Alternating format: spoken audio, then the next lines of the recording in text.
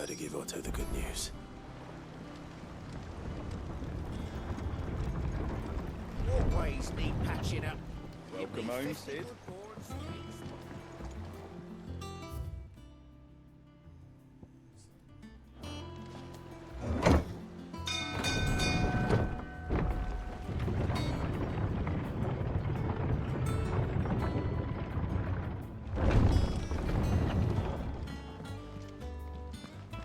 What became of Kupka?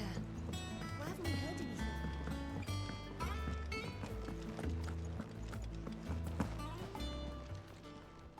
And what can I do for you? Going purse weighing you down?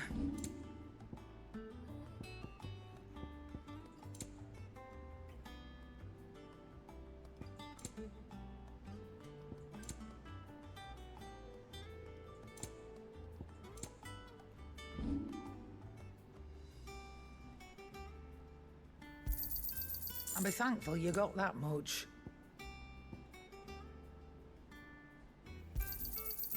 I reckon I can find a buyer. And be thankful you got that much. You got out else? And be thankful you got that much.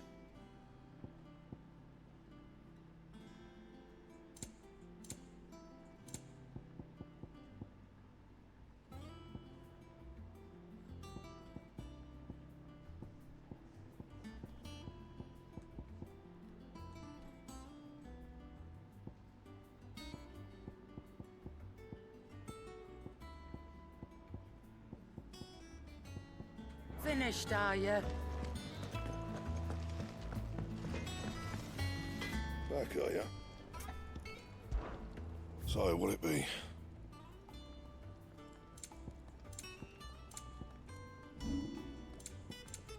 Anything else?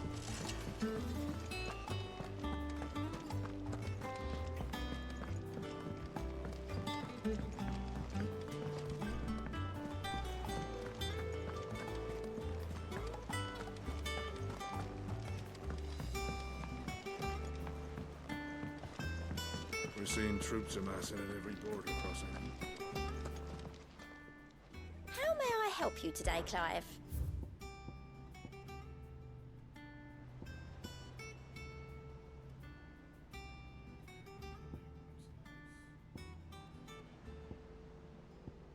All done? Fancy a look at the list, do you? Here you go.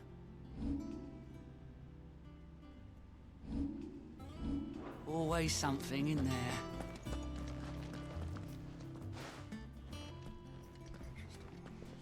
Clive, you're back. I am. And with glad tidings for once. Hugo Kupka is no more. Well, I'll be. All of our comrades who lost their lives back at Sid's place be smiling down at you right now. We had a Stolus from Lubor saying Drake's fang had fallen. I expect that was your doing as well, was it? It's a long story. One for the history books, I'll bet. Welcome home, Clive. It's good to be back. You look better. I feel it. Which means I'm coming on your next little adventure. You're not leaving me behind again. Wouldn't dream of it. Otto, any word on the Royalist movements since I've been away? Shouldn't you be putting your feet up? If you really want to know, go and have a word with Vivian. Thank you. I will.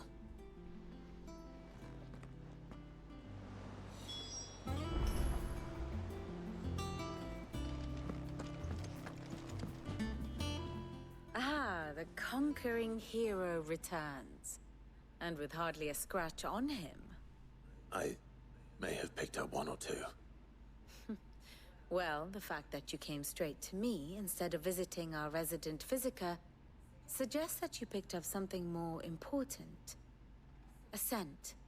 The scent of Waludas. The very same. But whatever plans Kupka was hatching with the Royalists, he took them to his grave. As did his men. Slaughtered by the orcs who'd taken over the Fang. Orcs, Vivian. I've never seen such creatures in Storm before. The Waluders must have ferried them over from Ash, but why? Why work to rescue Kupka only to invade his home, the mother crystal of an allied nation, and let both fall? It makes no sense. Do you know the tale of the blind men and the Adamantus? One can often be led astray by focusing too closely on individual details. One must instead see the bigger picture. And what bigger picture is there than my map?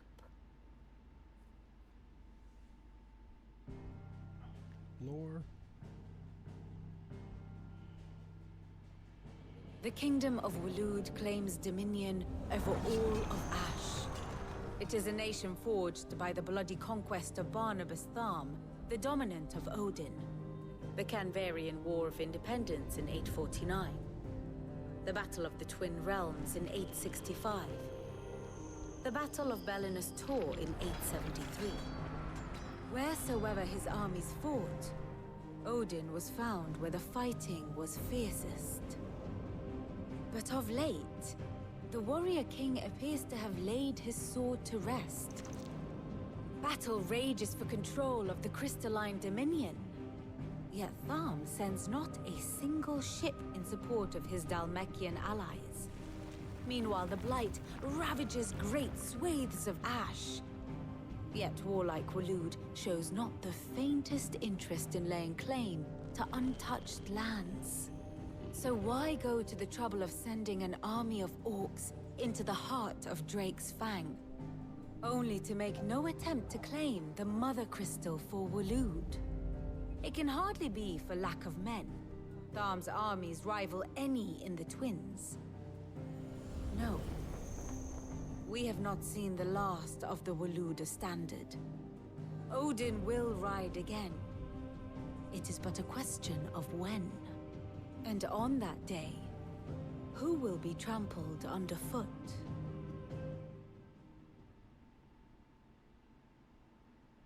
In summary, I know not to what end the Royalists betrayed Kupka.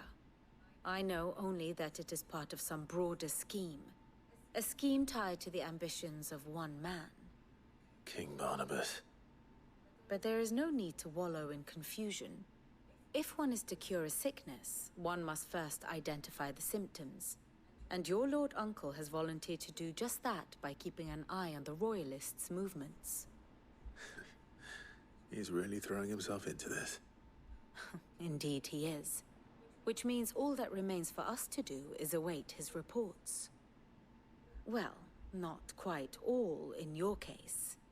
The people of the Hideaway must hear the news. Justice has been done. Hugo Kupka is dead. The wounds he left that night are still raw, especially for those who lived with Sid the longest. Tell them that those wounds might finally begin to heal. Consider it the price of today's instruction. I've never known you to be sentimental. What can I say? I am only human. And we are, all of us, sentimental animals at heart. I suppose we are. Very well. I'll go and spread the word.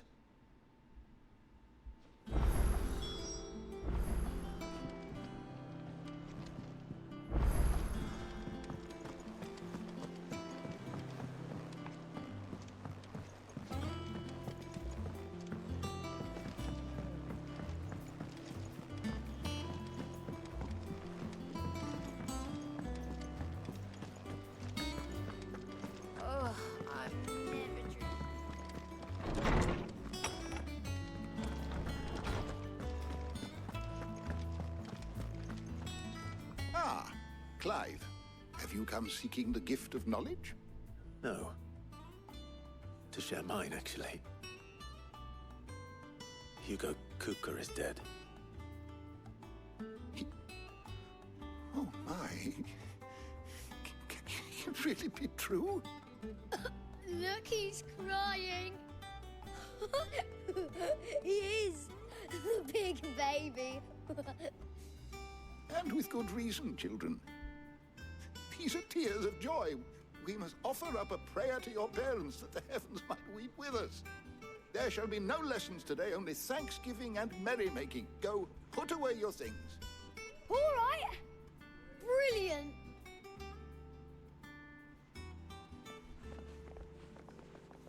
Finally, a new dawn has broken. It has. Thank you, Clive. I cannot wait to share the good news. Hippocrates. After Kupka fell, Ultima came to me. I need to know what he is. Have you learned anything? Alas, no. And not for want of trying. I have scoured nigh every historical tome in our collection and found nothing. Not even the sort of conspicuous absence that might suggest a concealment of fact. One is almost tempted to conclude that such a creature never existed. But I saw him. With my own eyes. I don't doubt that you did. Alas, it seems you are the only one who has. To others, he reveals naught. We see only that which he leaves in his wake, like some terrible force of nature beyond the ken of mortal man. A bringer of death. Whether the Ultima you met with was the being itself, or merely another projection of its power, I know not. But until I do, my investigations shall continue. Thank you. It means a lot.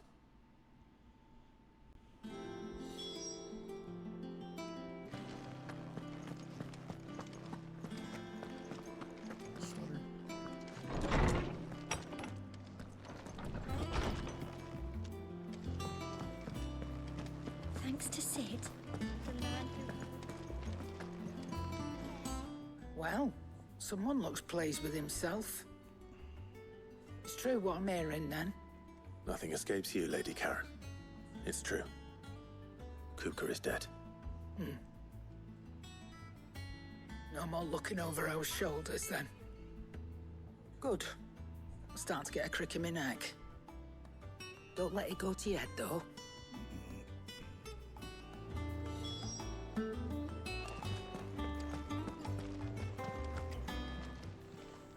Well, don't just stand there gawping.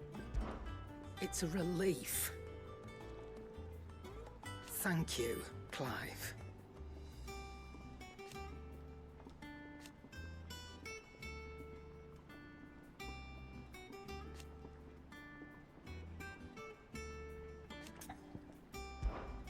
Go on, then.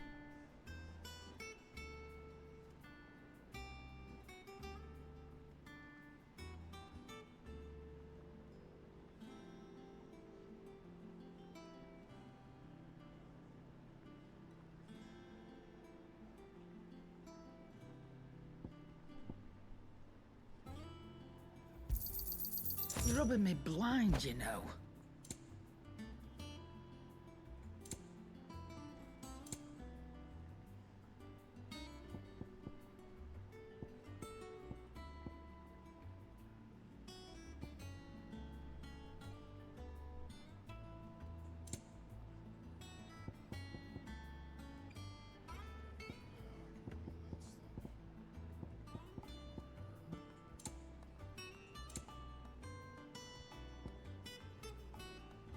Is that all?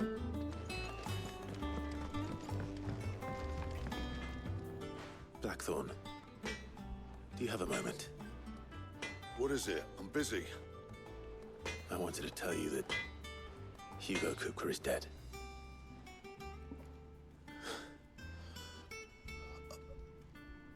I can't tell you how long I've been waiting to hear those words. This is it then. A new beginning under a new Sid. I'll try to live up to the name.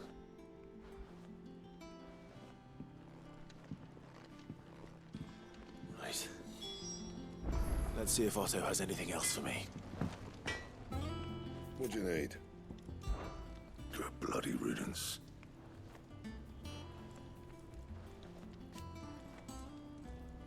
Mine included. Not saying fortune, dear.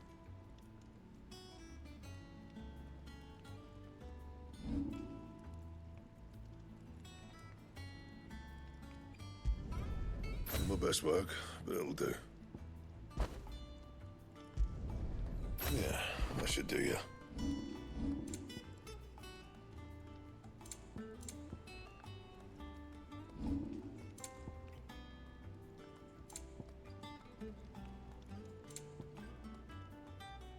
Anything else?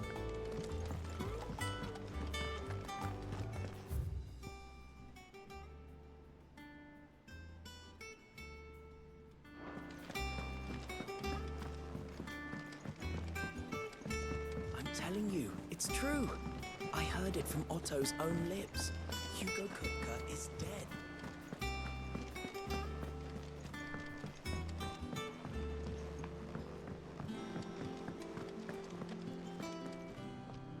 You barely sat down since you came home. Vivian got you running errands or something? Just spreading the word.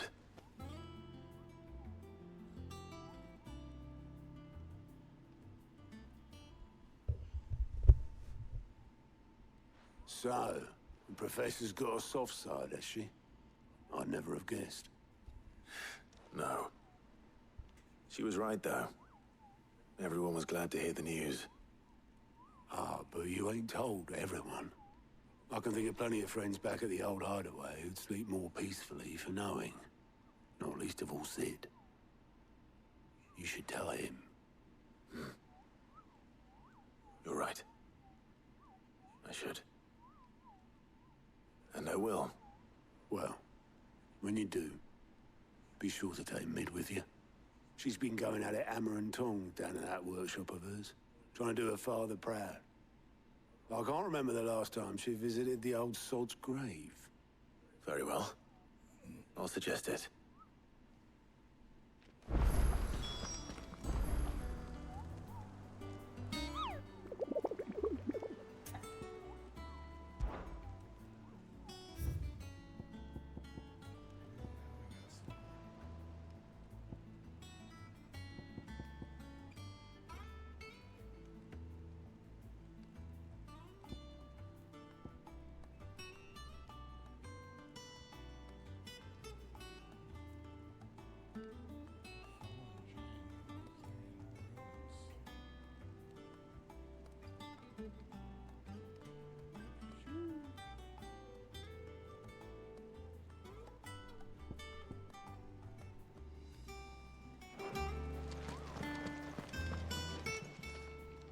Clive.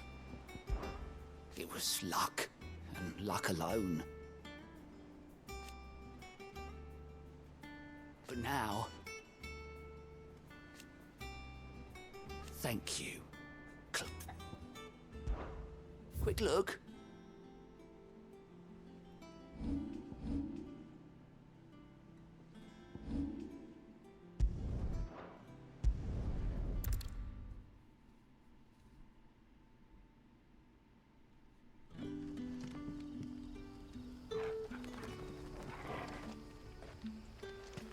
Good day to you.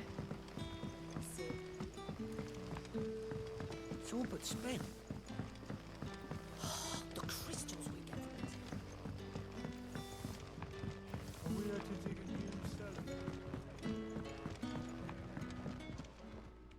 Ah, Clive. Your timing is exquisite, as always. I have a concern which you may be able to assist me with. Go on. There are whisperings afoot of shadowy figures having been sighted outside the village. Rustlings in the undergrowth, suspicious noises. My people fear that they are being watched. It may be no more than a surfeit of nerves, understandable in the current climate, or it may be the prelude to something altogether more dangerous. Given what I hope you'll forgive me calling your nose for trouble, I wondered if you might investigate. Of course. Excellent.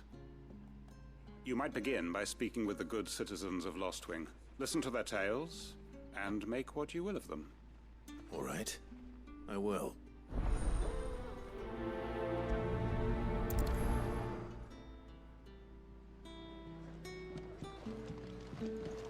Hello, Right. Let's see what the people of the village have to say. I'd better find out if this is just nerves, or something we need to take more seriously.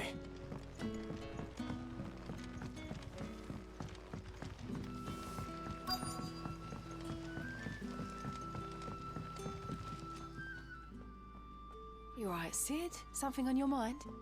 There is actually. Can I ask you something?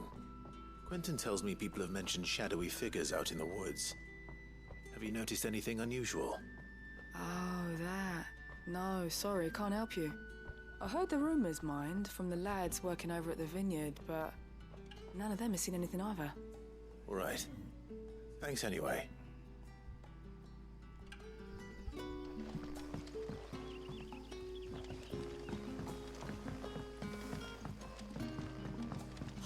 The crystals we get from the tailor all put to work.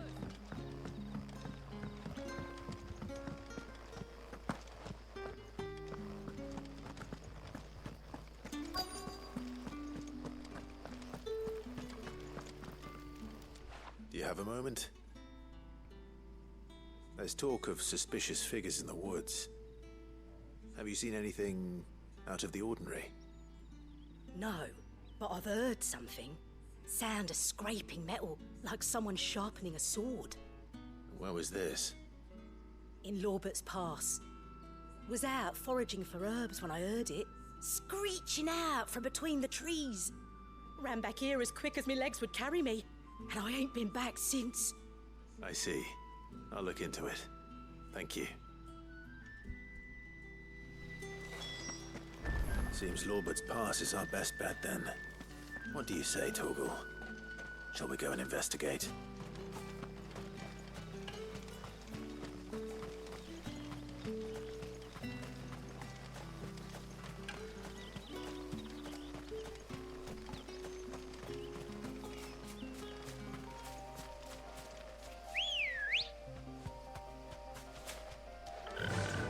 Run like the wind.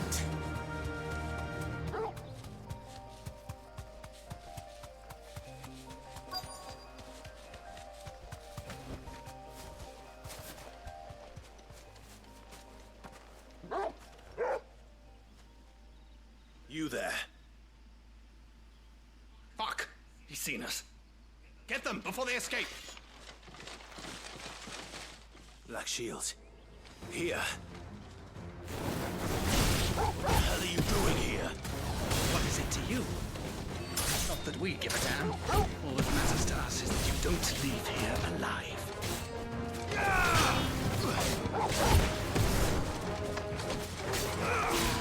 Nice try.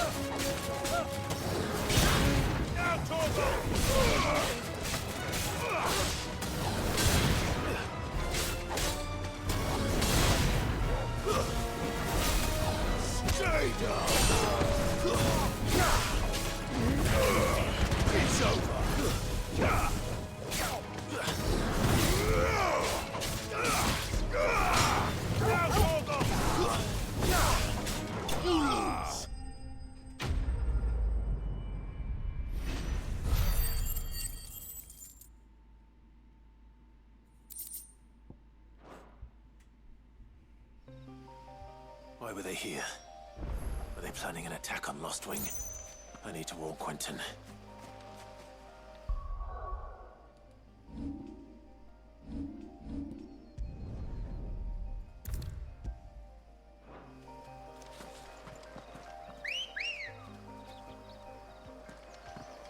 Let's go. Fly, Ambrosia.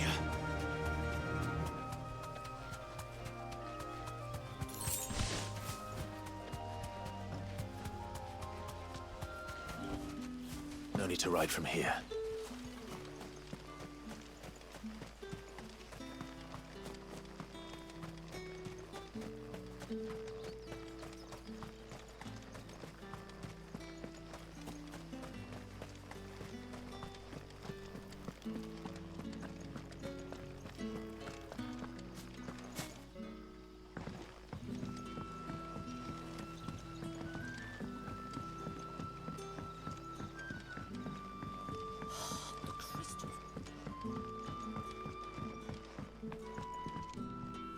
Clive, how goes the hunt for our sinister figures? I found some black shields hiding near Lorbert's Pass. They're gone now. Black Shields. The Empress's former bloodhounds. Though they serve another master now. One who means to root out and destroy both me and those I care for. And it would appear the pack has finally caught the scent of its prey. Damn it all. I had hoped I would have more time than this. More time to prepare. But if we are cornered, we have no choice but to bite back. And bite back we shall. I'm sorry. You're going to need to explain. Who did the Black Shield serve now? And why would that person want you dead? Because I want him dead. Who? The former Lord Chief Justice of Sanbreque. All that I have built here is for him. I don't understand. Why him? Why Lostwing? I suppose it is better that you know the truth. I was a member of the judiciary once. So sickened was I by the injustice of this world, I swore to fight it. And fight it I did in my own small way. I saw more than a few corrupt officials condemned to the very cells into which they had thrown blameless innocents. Men to whom the law was but a scourge to turn against the powerless. And throughout, it was the Lord Chief Justice who backed me, who was my one true ally in the quest to see justice done. So what changed? I discovered that he hunted bearers for sport. I was a fool to think he shared my hatred of venality and vice. His support for me was no more than a facade, a means of ridding himself of his rivals, a mask to hide the rot beneath. I filed suit against him immediately. His response, however, was rather more visceral. He had my entire family slaughtered. And he faced no punishment whatsoever. I lost everything. My loved ones, my livelihood, my position, the faith I had once held that any modicum of justice might be achieved through the courts. So I set about enacting my own. I tracked down every soul who served him, and slit their throats myself. But the man himself proved an altogether more difficult target. With money and power come protection. And so I saw that I would need an army of my own. I came here to Lostwing and began recruiting like-minded individuals. And everyone here knows this is why you do what you do. Of course. They too have lost loved ones to the bearer hunts. Seen faultless friends sent to the gallows to spare the guilty. All under the watchful eye of the Lord Chief Justice. Our wounds are the same. And our cause is the same. We are comrades. And our revenge is already in motion. We know where he hides, how numerous and well-trained his guard. What we did not know until now, however, was that his plans may already be in motion too. Quentin. Our time is short. He may move against us at any moment, unless we move against him first. My friends and comrades, it begins. Make ready for war.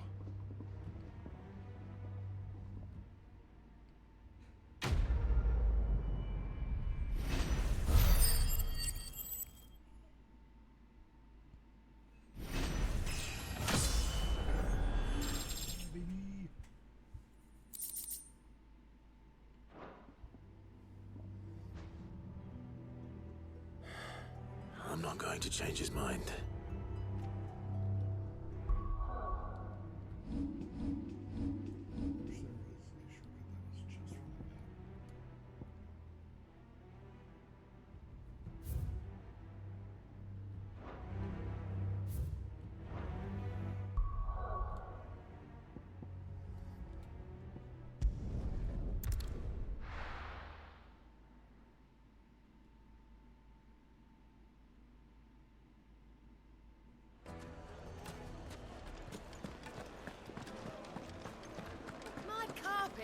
Take a sniff, good sir. Now, there'll be no one to mourn. Gone, just like that. And without so much as a by your leave. What's the matter? It's my apprentice.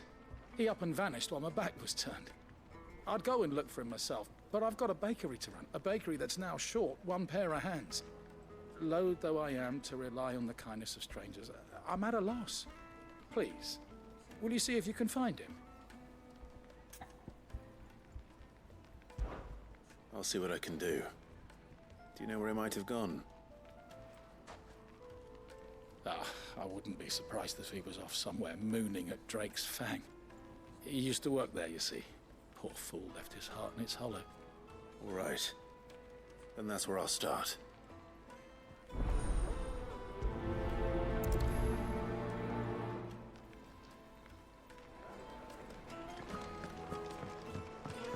Oh.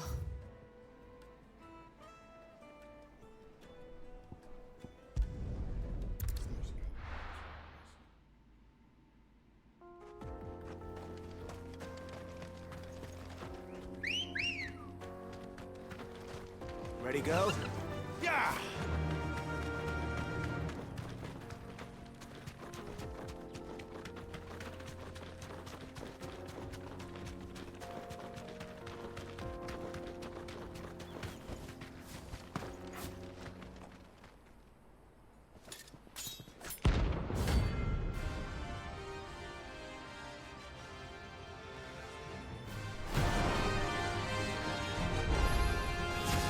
Blade yet hungers, so do I. Come, let us feast on your flesh. Your feasting days are over.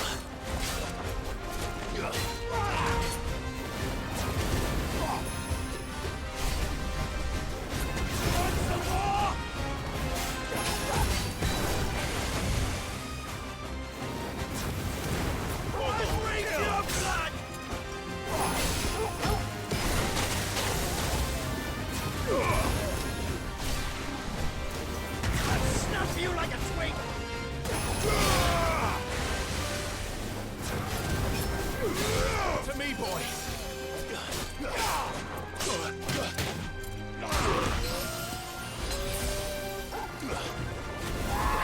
Too slow.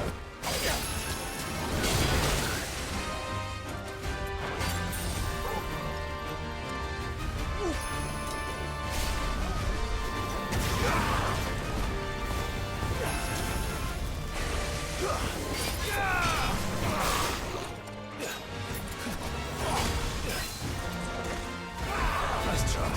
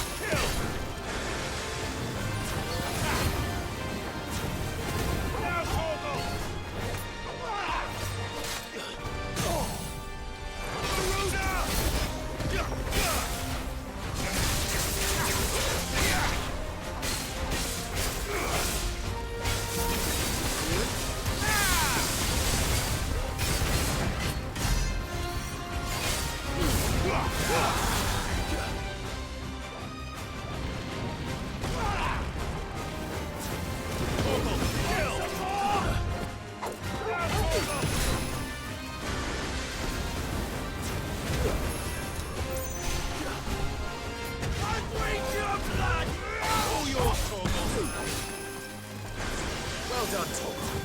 Now, Torgal!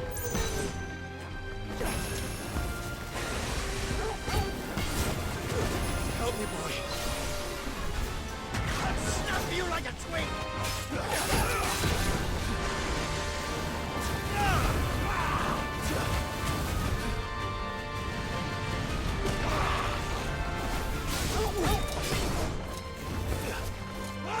Too slow.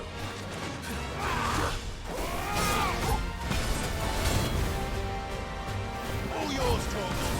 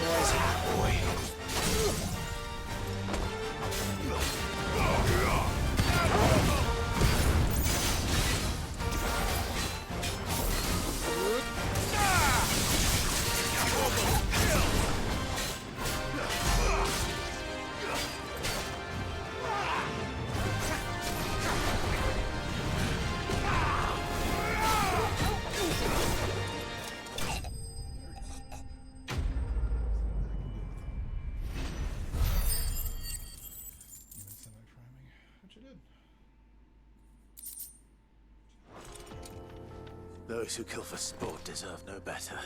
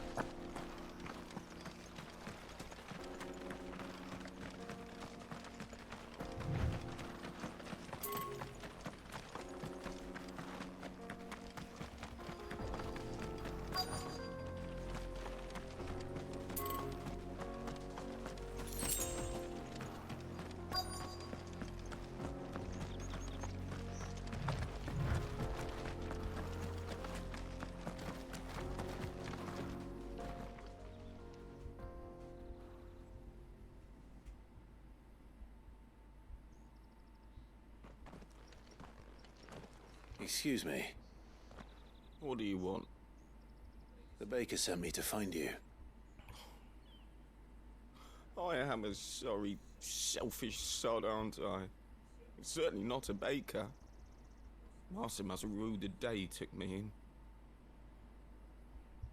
Time was the sight of the fang used to calm my nerves. But now look at her. I take it you missed the Mother Crystal. I hated her, but she was all I knew. Worked her mines for years.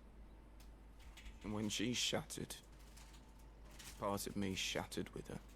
I had to trade my pickaxe for a rolling pin, but I'm no good at baking. Every loaf I touch collapses. My bread's as hollow as I am. She was the only thing that could fill the hole inside me. Oh, I loved her, damn it.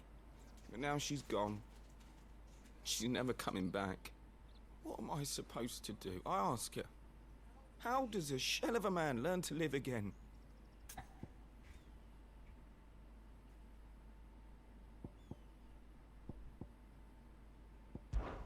Try to remember the good times.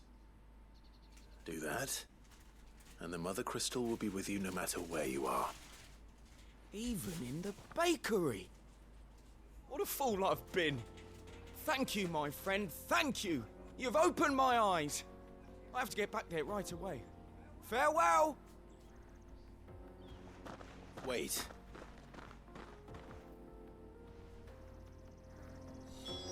Suppose we won't be needing an escort then.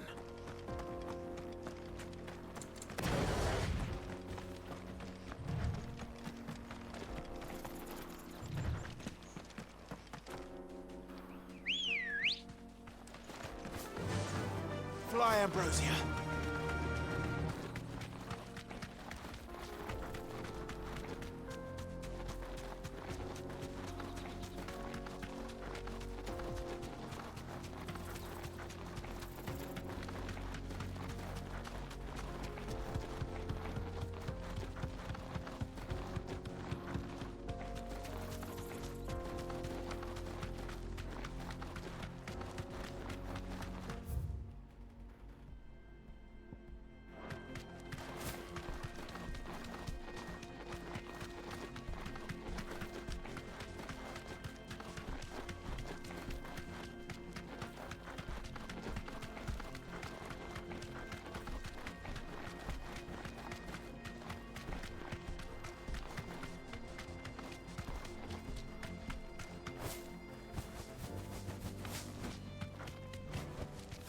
back to the stables, girl.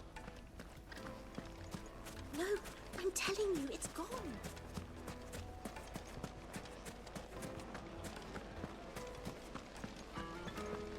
Lights and butts! Oh, where did all the men have gone? Ah, there you are. The man who lit a fire under my wayward apprentice. Though I worry you might have stoked the flames a little too high. He damn near ran me down trying to get to my oven. Master, it's ready. Behold the Drake's Balm. A truly unique creation. I dare say it is. Just look at it. A perfect likeness of the Fang herself. Her steepled peaks, her fulsome spurs, her inviting hollow. True, my loaves collapse more often than not, but what's the Fang without her crater? Why, no Fang at all. And look, inside. She's filled to bursting with a bounty of beautiful crystals. Salt crystals! Master, I have found my purpose. I must use my work here to preserve the memory of the Fang. Well, if it tastes half as unique as it looks, I'd certainly say you're onto something. Not only is my apprentice back, but he's finally pulling his weight. With any luck, I might even have a new delicacy on my hands. I don't know how you did it, but you have my thanks.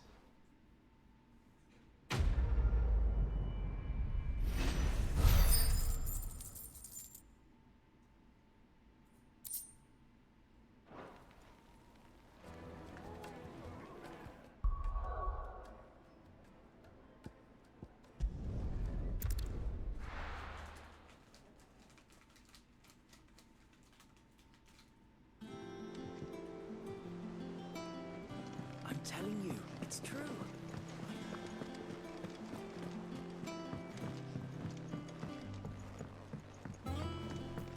We're seeing troops amassing at every crossing.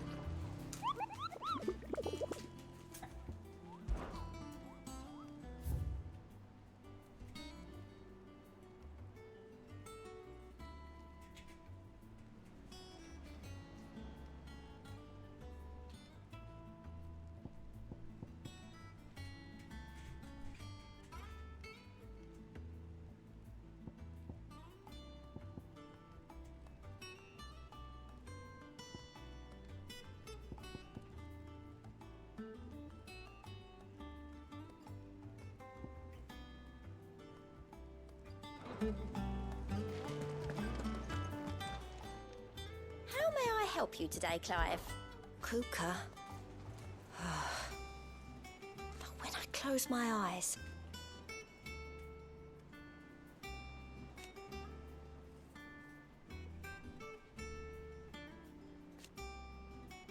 Only I don't know how. I wish you were here. Your benefactors are a generous lot. All yours. All done?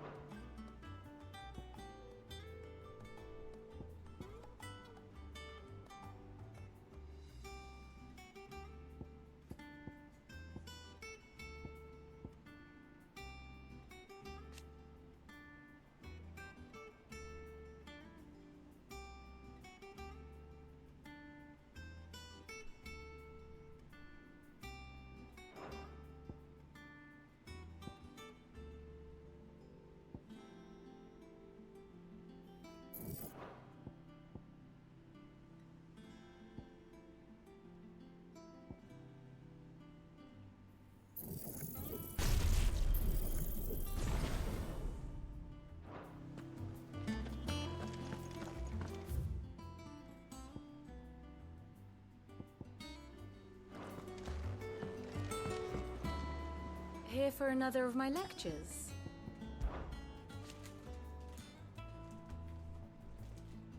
So what of its parliament? Which leaves but one man.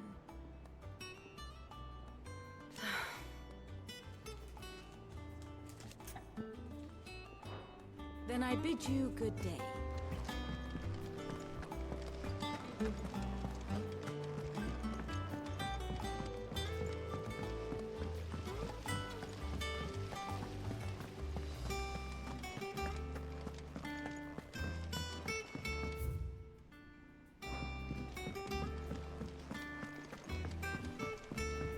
Editors started reading books that don't have any pictures.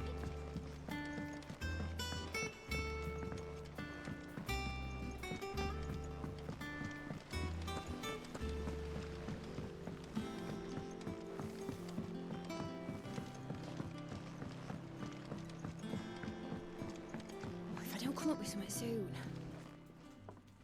All right, Clive? What do you want? I'm going to visit Sid, and I thought you might like to come with me. Sorry, I'm too busy for all that right now. I've got to get this thermal displacement stack sorted. Thermal... Displacement stack. Here. And this is for... Only the fastest, finest ship the world has ever seen. The Enterprise. Me and my dad designed it together. Where other vessels rely on the fickle winds to drive them through the water, ours is fitted with mithril engines. And those things have got more push than a behemoth in a bad mood, and more heat than all the hells put together. Which is where the stack comes in. I may have already talked some tight-lipped shipwrights into putting the hull together for me in a little dockyard in Canva. But the stack's a bit more involved, so I'm building it here. Thing is, it's so involved that I'm running behind and it's starting to hold things up over at the shipyard. I'll come and see my dad, though, when I'm done. Whenever that is. Is there anything I can do to help? Good old Clive. I were hoping you'd say that. First things first, I need some parts meching. The stack will be made up of 3 major components. There's the plating, here, that channels hot vapors away from the engine. The helm over the top, that disperses all that heat into the air. And the shielding around the sides. That stops the rest of the ship from going up in flames. A full suit of armor, then. Probably best to take it one piece at a time. Then you'll need to start with the plating. Everything else fits onto it. I've got the designs and the list of materials here. Show these to Blackthorn. He'll know what to do. I can't make head nor tail of them. Luckily, you don't need to.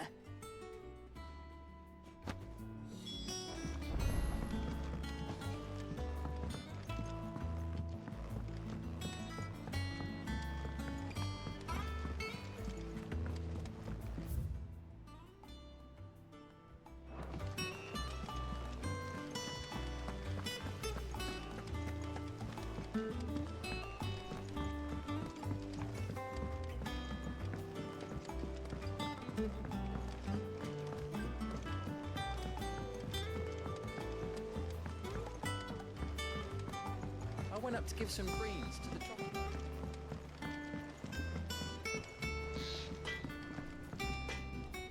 Blackthorn, can I ask a favor? Out with it.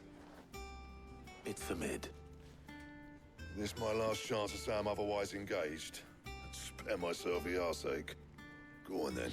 What is it this time? She said you would know. Here.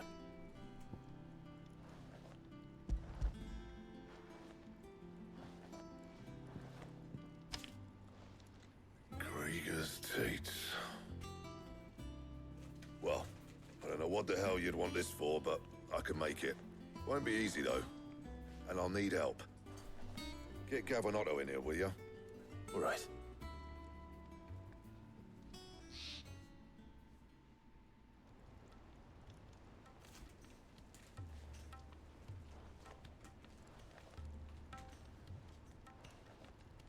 So Mid's roped us all in here again, has she? Typical. Still, if that's what it takes to get her to visit Sid's grave, I'll do what I can. And, what is it we need to do, exactly? Take a look at this. It's this plating. The usual sword grade steel won't work. We need something that can get very hot, very fast, and still keep its shape. That means an alloy. Something that won't break or buckle at the temperatures she's talking about. Which is where you lot come in. I need materials, and I've got my work cut out already. You'll have to fetch them. Now, there's a special kind of sand I'm after that you can only find out in the Velcroy. Stardust, they call it. As for the rest of the stuff, my usual supply should have it in stock. It just needs buying and bringing back here. Well, we'll get it done quicker if we split up. One of us should probably give you an hand collecting the sand. And the other can go and get the rest from this supplier. Right then. Well, make your minds up who's going where, and we can get this over with.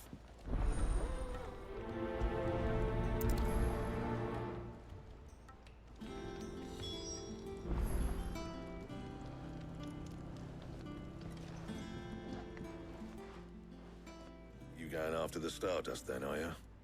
Which one of these two lucky souls is going with you?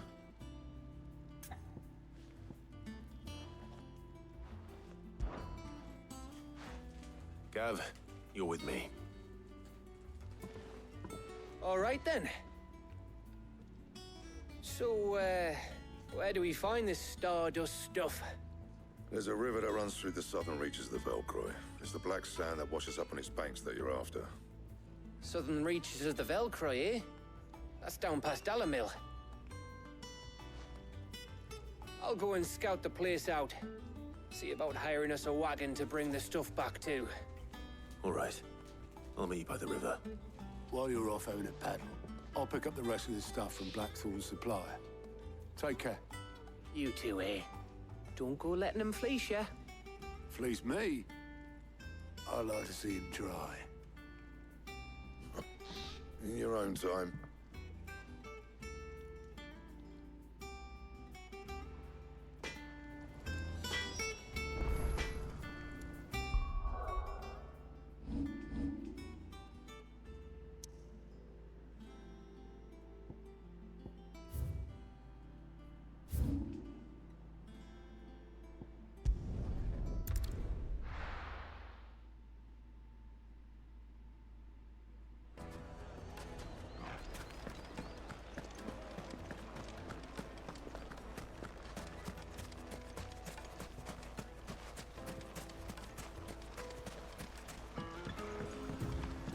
Looks like I found the river. Now where's Gav?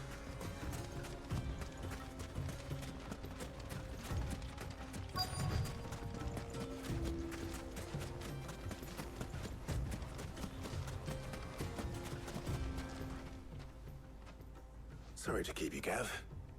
Better late than never. I've had a quick scout about, and I reckon round here's our best bet if we want to grab as much of this Stardust stuff as we can.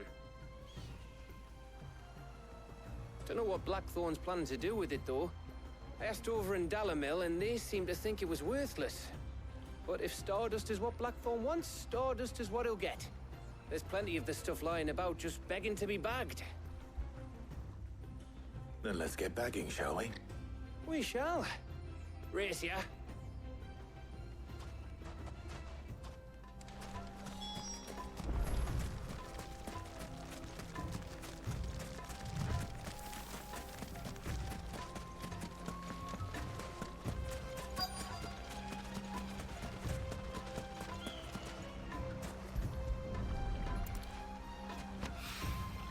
So this is Stardust. It just looks like black sand to me.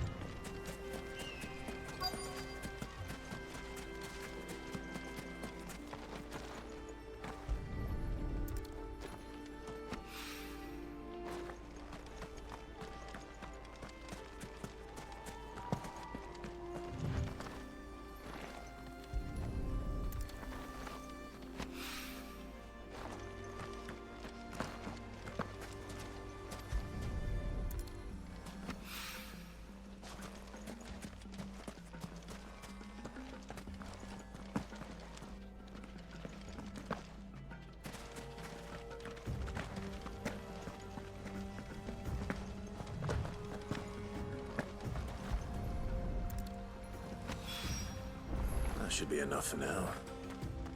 Let's see how Gav's getting on.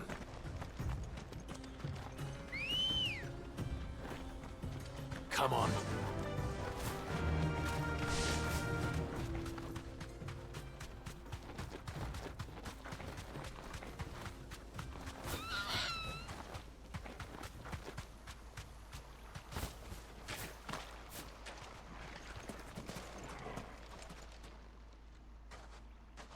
You finished? How much did you get? Enough. I hope.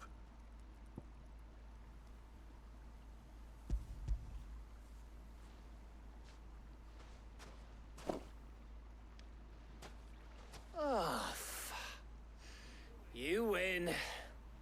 That might even be enough for old Blackthorn.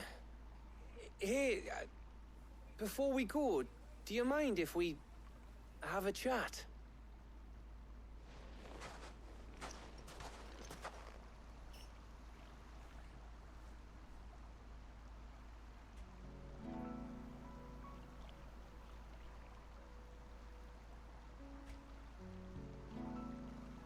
Feels like ages since we had the chance to talk. You know, man to man like. It does, doesn't it? Back when you first took Sid's name, we were talking all the time. Working out what to do in that. There was a lot to work out. And there still is. Those shoulders of yours starting to feel the strain. Hardly ever see you around the hideaway nowadays.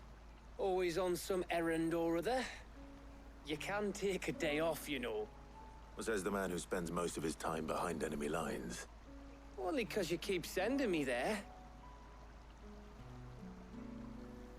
I know I can count on you, Gav. Likewise.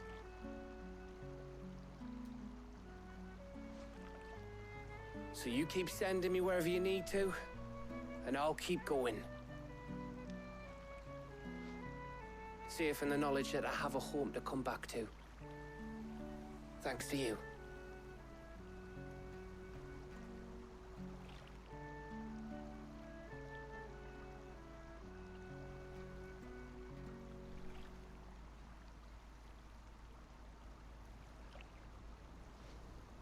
Right.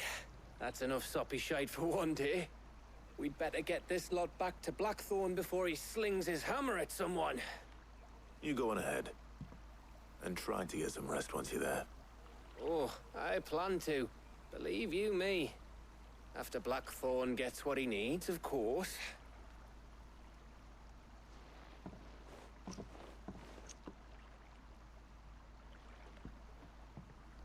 Right. Ready to go home, boy?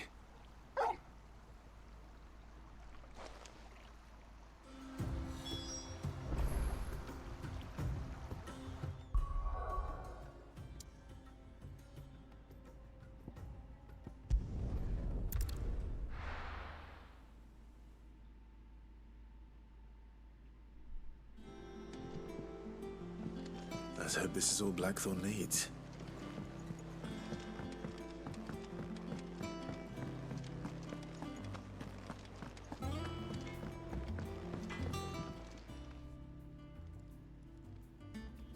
Blackthorn, got everything you need? Yeah. Yeah, I do. Cheers for the stardust. Should be enough to be getting on with. We should go out on maneuvers together more often. You know, it beats sneaking around on your Todd all the time. I'll make a start on putting this thermal plating together then. It'll take some time, mind. So if you've got other things to be getting on with, I could do without you breathing down my neck. Thank you, Blackthorn. I'll let Mid know construction's underway.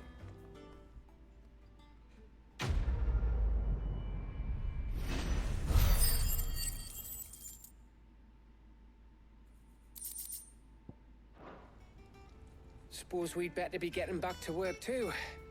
Give us a shout if you need anything.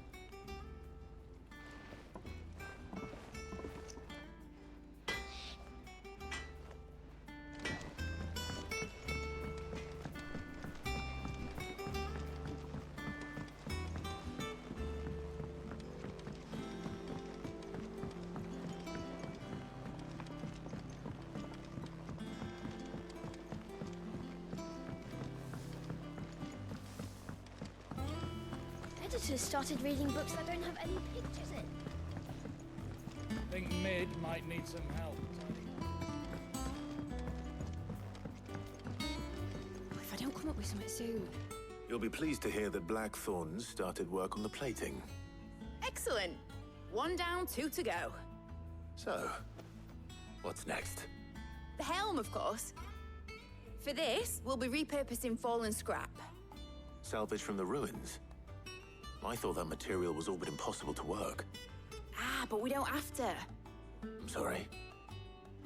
Just so happens there's one particular ruin that's broken into exactly the right shape and size pieces for what we need.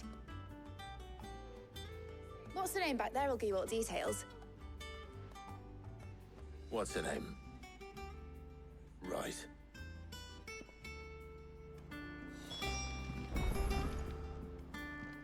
Oh, Sid, is this about the helm?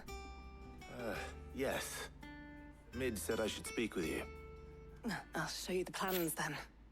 Here you see the mithril engine, in which mithril is burned to generate heat. That heat is then harnessed to produce motive force. Excess heat is dealt with by means of the thermal displacement stack, which disperses it into the surrounding air. Now, were we to rely on thermal plating alone to achieve this effect, the rate of excess heat buildup would far exceed the displacement coefficient of the plating. In other words, the reactor would overheat and eventually explode. This is where the helm comes in. It connects to the plating, you see, and serves as a sort of thermal sink to absorb all that excess energy. Our experiments have shown that fallen ceramics are remarkably thermophilic. They can withstand and absorb levels of heat far above anything we are able to make today. And not only that, they're also waterproof and immune to rust, making them the perfect material for our protective hood. Why, if sea or rainwater were to enter the reactor proper, it would vaporize instantly. The forces produced would tear the ship from stern to... You can stop there. I understand. Mid said we might be able to use parts of a fallen ruin. Where would I find it? Ah, yes. It's in Lorbert's Pass, near Lostwing. The thing is, well, I probably should have arranged to have the pieces we need brought here sooner. You see, a certain unwanted visitor has taken up residence there. It's no longer a matter of just walking in and taking them. It's, going to be considerably more dangerous than that. I see. Then I suppose I'd better deal with this unwanted visitor for you. Would that help? Oh, very much. Thank you, Sid. I'll gather my team and head there right away. We'll meet you outside the ruins.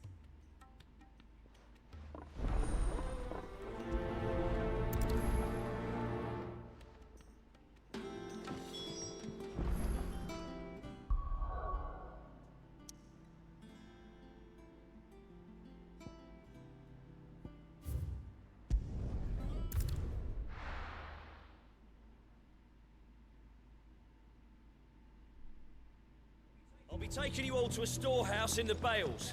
Leave...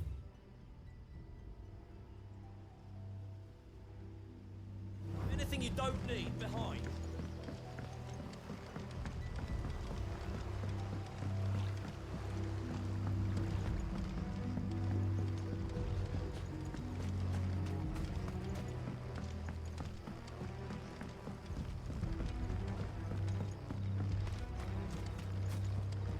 If you're ready, we leave at once.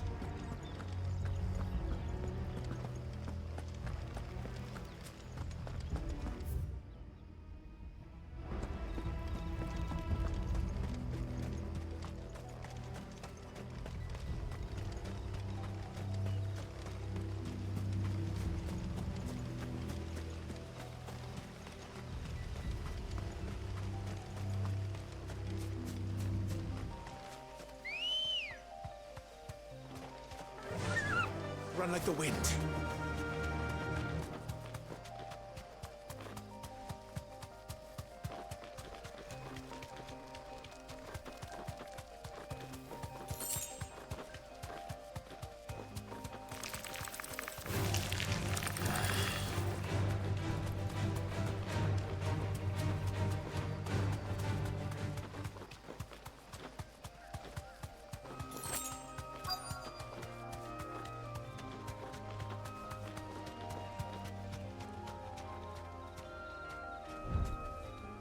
straight home now. Oh, there you are, Sid. Thanks so much for coming. The, ruins are just over there, as is the creature I told you about, I'd imagine. Would you, would you mind? Of course. I'll be right back.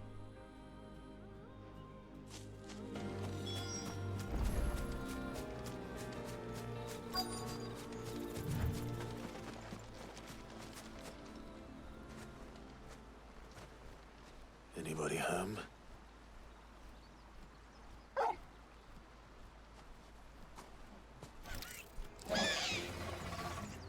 This must be our unwanted visitor.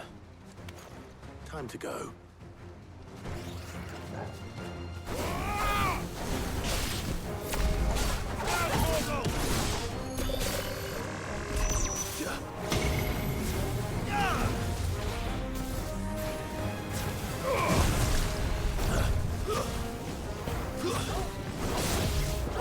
Kill! Nice try. All yours, Torgal. This one. Nice try.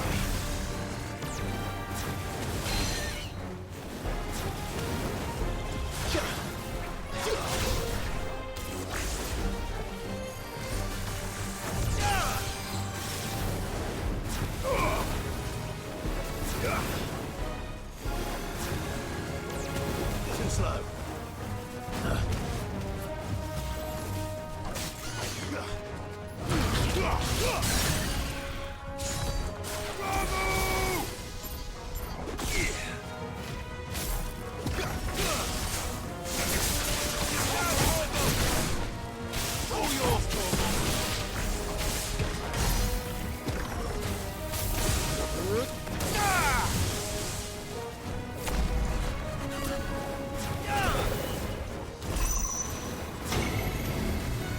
Nice try.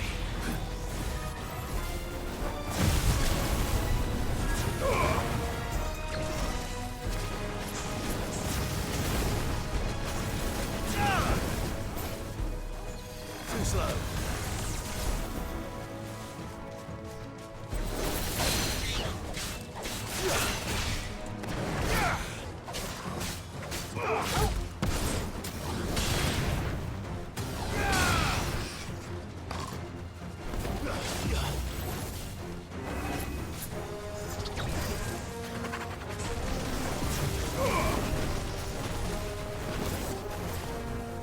Nice try.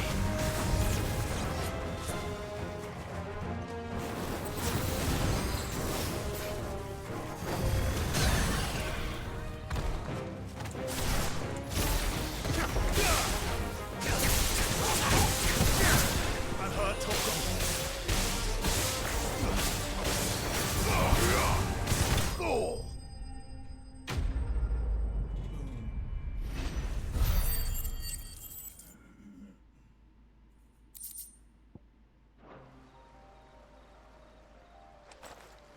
The things I do for you, Mid. Sid! Oh, thank goodness you're safe. You shouldn't have any trouble now. Indeed. Well, don't let us keep you. We'll, see that everything is transported safely back to the hideaway. All right. I'll let Mid know you're on your way.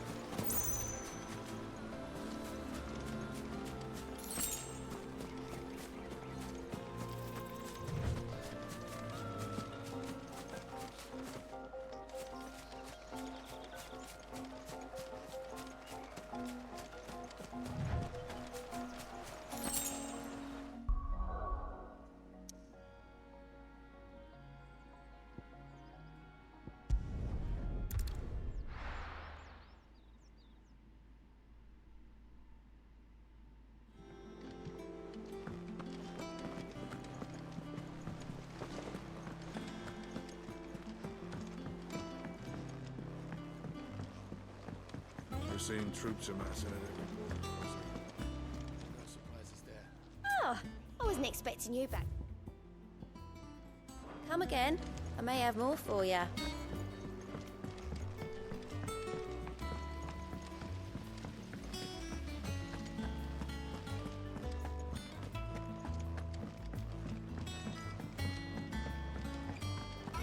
think Mid might need some help tidying up.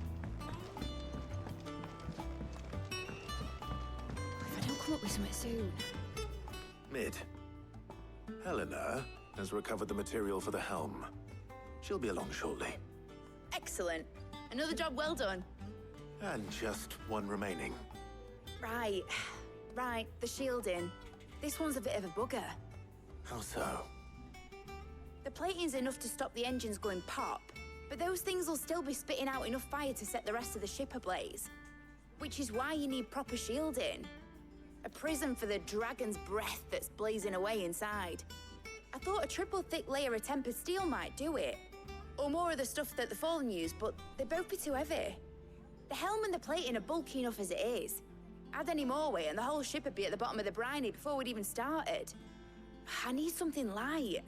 But I've racked my brains and I just can't think what would do it. Well, if I were in need of obscure knowledge, I know whose counsel I would seek. Harpocrates. Tomes? Yeah, well, I'd thought of that, obviously. I've got all the details written down here.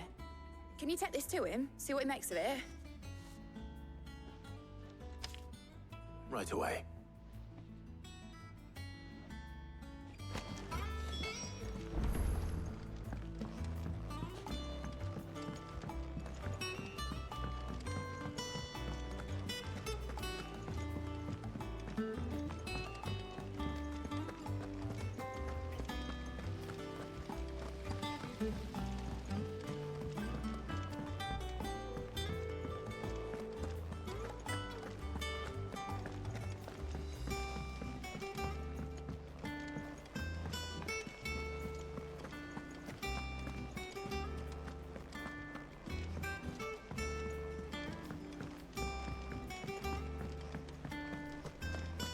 Thanks to Sid.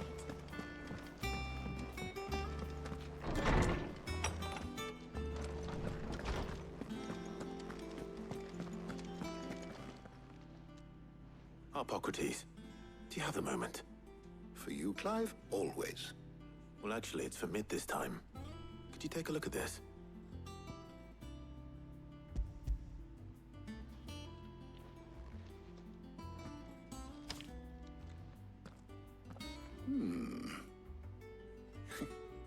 Shielding for a mithril engine. Whatever will that girl think of next? And what are these notes around the edges? She has some specific requirements for the materials.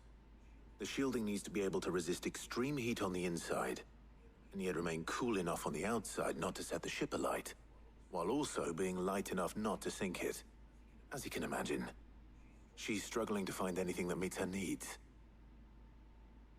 I see. I wondered if you might know of a solution, or if you might be able to search the records for one. Perhaps it is not a different material she requires, but a different approach. What do you mean? Consider the lake we have made our home. Its blighted waters eat away far more quickly than fresh water or even brine, at timber and steel alike. And yet, we have made a home here from those very materials nonetheless. We have. But Bardolph must varnish every board twice over to keep it from rotting. And Obelus complains that without a constant supply of pitch. I see. Early Gregorian histories speak of a preparation known as moon dew. It is said to be able to resist even the most ferocious flames. Before the dragoons tamed the worms and wyverns of the realm, nobles would daub their castle walls with it in order to guard against dragon fire. So if we could recreate it... It might be applied to some material or other in order to provide the protection Mid requires. As to how best to apply it and to what material, perhaps Bardolph and Obelus might be of assistance. I shall speak to them and see what wisdom they might have to offer. If you would be so kind as to procure the necessary ingredients, I shall discuss the specifics of how it might be most effectively put to use with our two friends. The knowledge of the past may yet prove useful to we of the modern era. Thank you, Hippocrates. And since you're asking others to help you, perhaps I should too.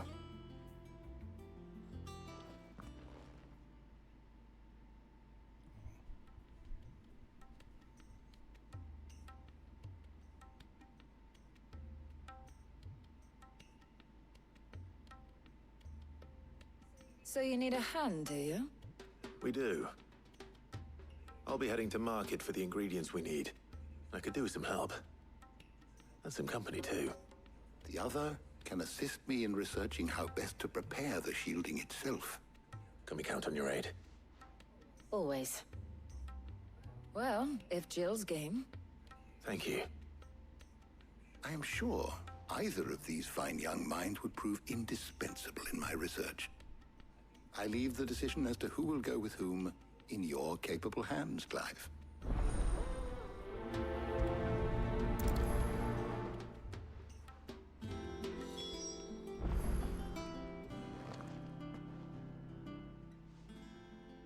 So, Clive, have you made your decision? Who will accompany you on your little excursion? All right. So, what are we fetching? I have taken the liberty of preparing a list. Here. Garlic? Conch shells? Are you sure this is the right list? Looks like the ingredients for someone's supper. Though these items may seem mundane, they have potent effects that are rarely exploited, effects for which they were once highly prized. So much so, in fact, that they were harvested almost to extinction, hence moon dews having fallen from favor. Now, of course, they can be obtained with ease. You should be able to find everything you need at the market in Northreach. Well, isn't that convenient? I was hoping to be able to make a trip over that way sometime soon. Need to speak to an old acquaintance. I'll meet you there. All right. Stay safe. See you later, Clive. Good luck with your research.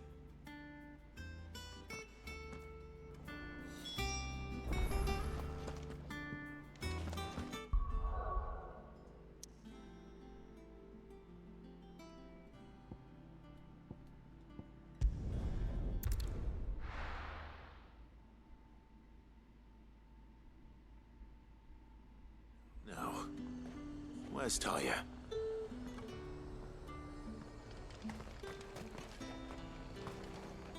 Do you see anything you like?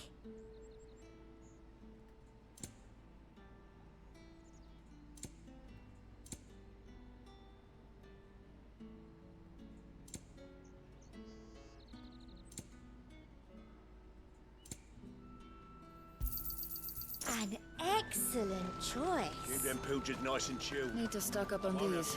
Spoiling another cat. There you are, Talia. Ah, and there you are. We shouldn't have any problems finding what we need in a place like this. But if time is of the essence, perhaps we should split up. Take a few items each. All right. What shall I look for? Let's see now. Why don't you take the garlic and the pepio nuts? Meet me by the gate when you've got them.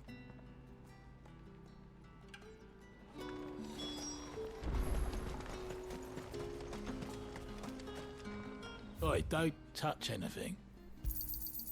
Go on, take it. There's talk. How the hell is anyone supposed to afford that? What can I interest you in today? I hope it's to your liking. That should do it. Hopefully Talia's finished too. All anyone ever wants anymore. Up! You'll not find a bruised pippin in the bush. Well, did you find everything? I did. Here.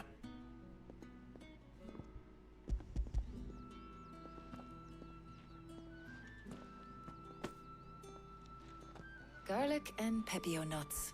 Job done. We should get this back to Tomes then. He'll be waiting.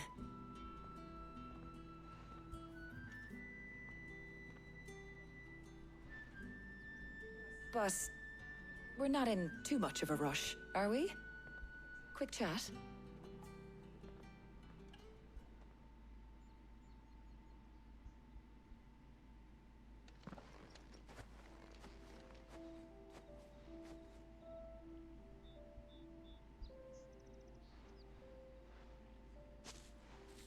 Do you know, I think this is the very first time we've been out on an errand together.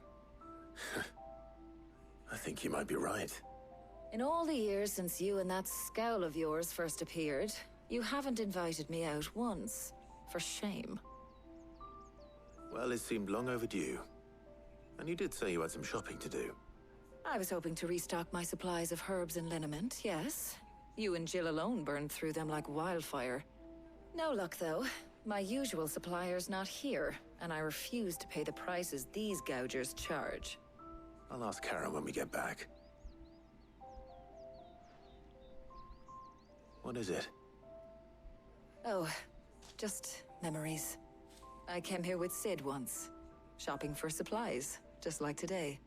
And just like today, I came away empty-handed. Sid even said he'd speak to Karen for me when we got back. Has it really been 5 years?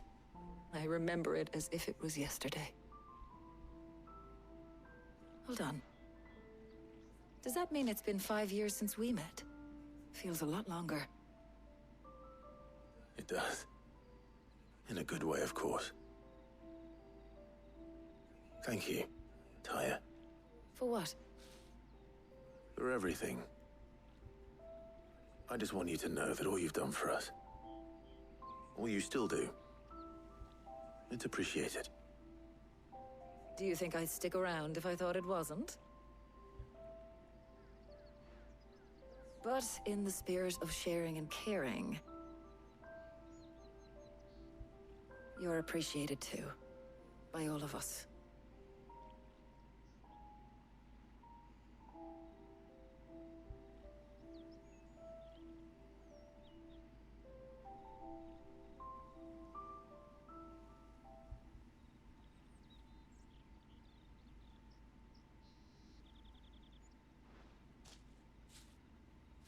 Well, I think we've tarried long enough. I ought to get these ingredients back to Tomes so he can make up this concoction of his. I'll meet you back at the hideaway, all right? All right. And thanks again. I heard you the first time.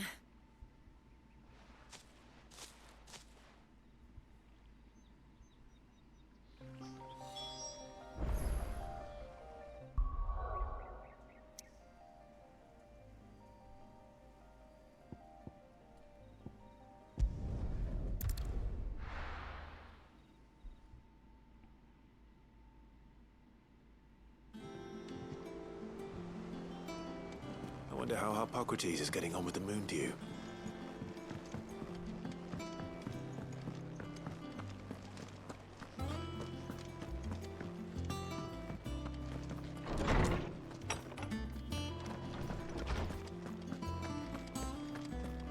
Ah, better late than never.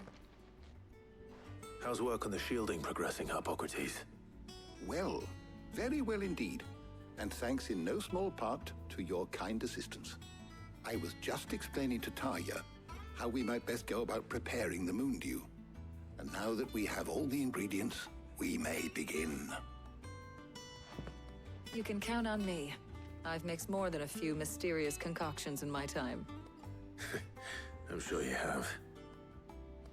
What about the shielding itself? Work is underway, under the watchful eyes of Bardolph and Obolus. Apparently, it'll be ready soon. Thank you. All of you.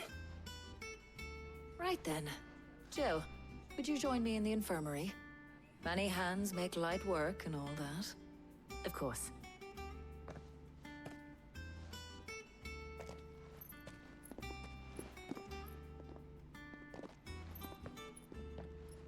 Oh, and Clive. It was good to talk. We should do it again sometime. It appears our work here is almost at an end. A shame. I was enjoying playing the man of action for once. When both the shielding and the moon dew are ready, It will merely be a matter of applying the one to the other, followed by a rigorous process of testing and retesting, of course. Perhaps someone ought to warn young Mid of that. Leave it to me. Thank you, Hippocrates.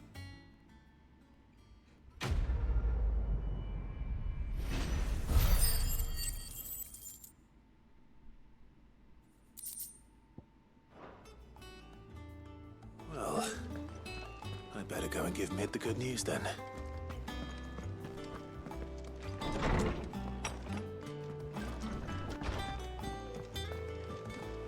Thanks to Sid.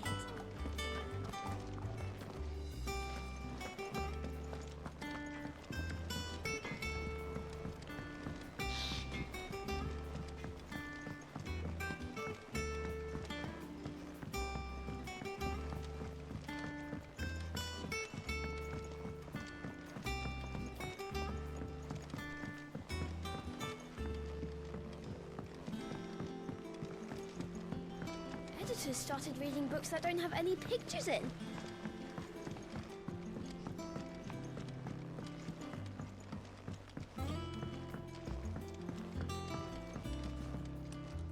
Sorry to keep you waiting, Mid. But you'll be pleased to know that work on the shielding is underway. You found something for it? In a manner of speaking, Hippocrates knew of a substance that's highly resistant to heat. A coating that should provide the protection you need. He's supervising the construction and testing of the shielding as we speak. Brilliant! I knew you wouldn't let me down. Don't thank me. I'm just the errand boy. Right then, better start working out how to bolt all these bits together. To the Black Hammer!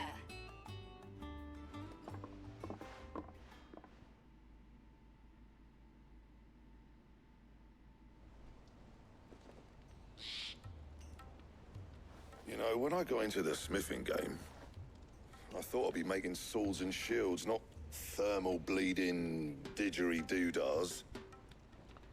Displacement stacks. Same difference.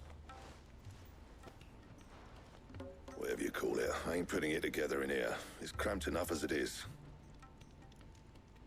Let's take this outside. Mid, you get all the parts lined up on the deck. I'll take care of the rest. On my way! Oh, and bring me the biggest hammer you can find. This is gonna require some precision walloping.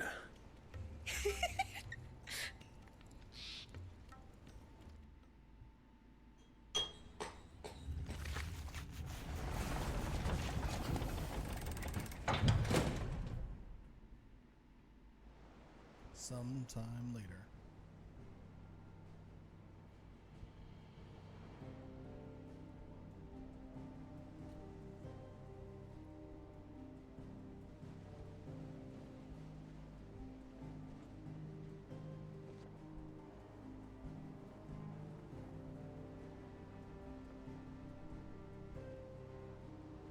It's finished! It's finally finished! Thank fuck for that. I'll be feeling my hammer arm for weeks. Thank you, Clive, Blackthorn, everyone. That's one down and just 3 more to go. I'm sorry. Oh, didn't I tell you? The Enterprise has 4 mithril engines, and we'll be needing a displacement stack for each. You don't mean... Don't worry.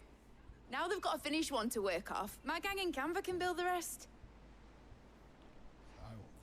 Good luck to them, I say. Right, I'm off to get a sling for this elbow. Any other work comes in, keep it to yourselves, eh?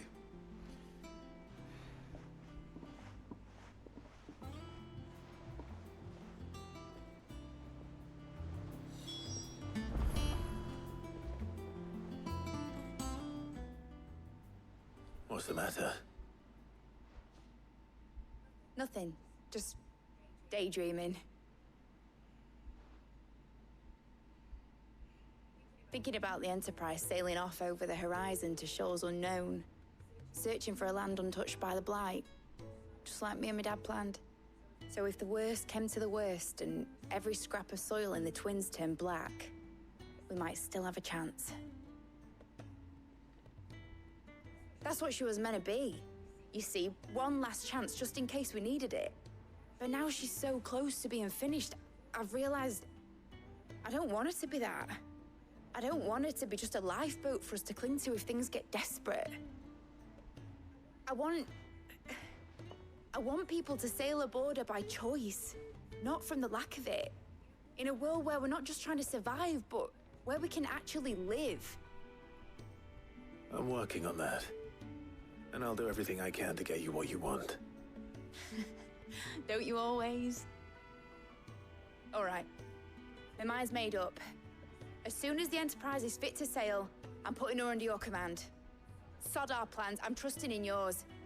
Are you sure about this? Something tells me it's what my dad would have wanted. He'd be proud of you. You were gonna visit his grave, weren't you? I was. And you can come too now that your little project is finished. Right. There's just one thing I need to finish up first. Won't be a mo. All right. I'll let Otto know you're coming. Meet us in the mess when you're ready. Aye, aye, Captain.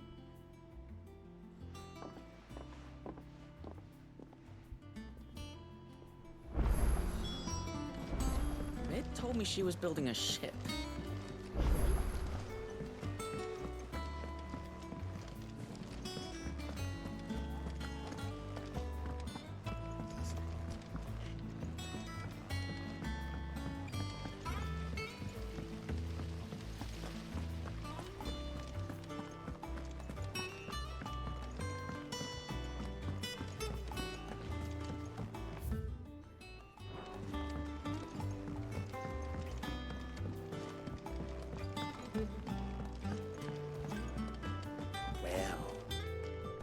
Here, Sid.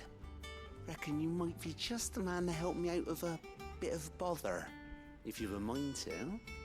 Let's hear it.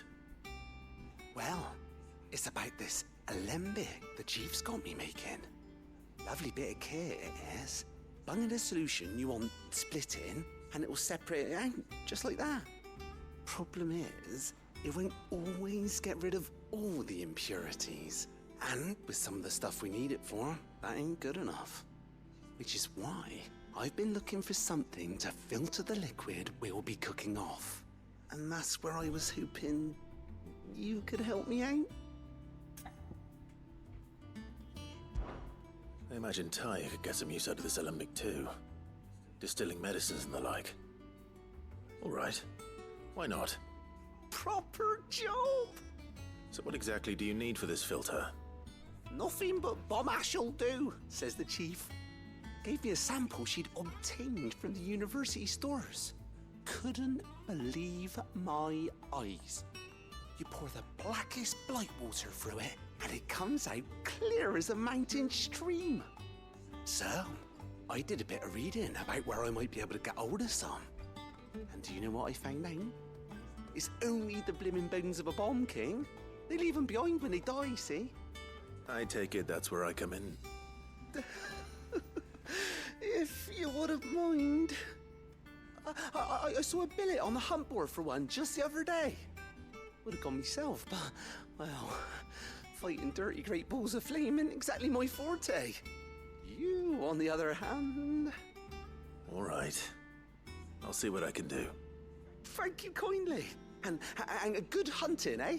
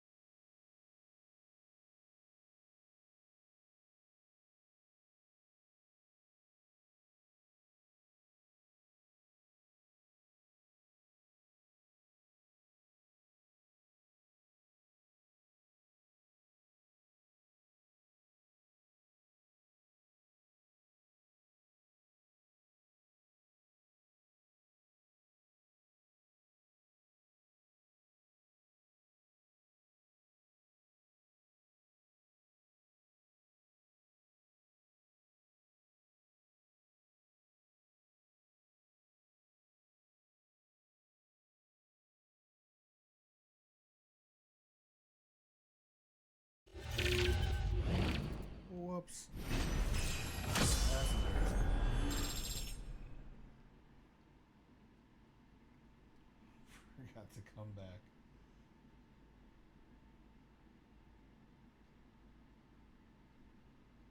Yeah, I totally just found the Bomb King. Whoops.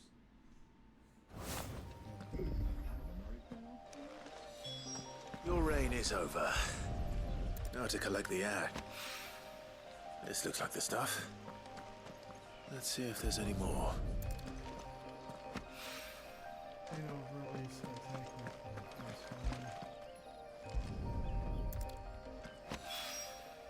That should do it.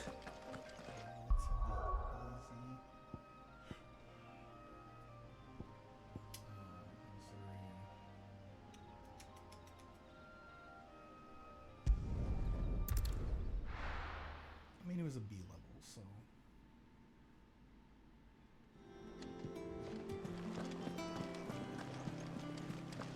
Is that the thing Tomes helped to build? Mid told me she was building a ship.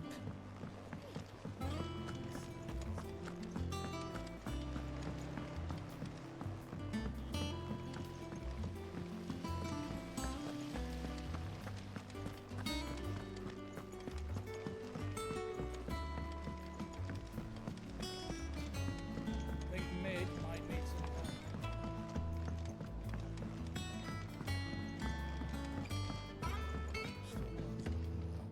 All right there, Sid? Playing this game. How's that hunt for the bomb ash going? I have it here. Like, you even can in towns, but in the hideaway you can't. And That's the stuff! And plenty of it, too. Enough to keep the Alembic bubbling away for a good old while. You're a gent, Sid. Let nothing say otherwise. Right then, let's get this contraption up and running.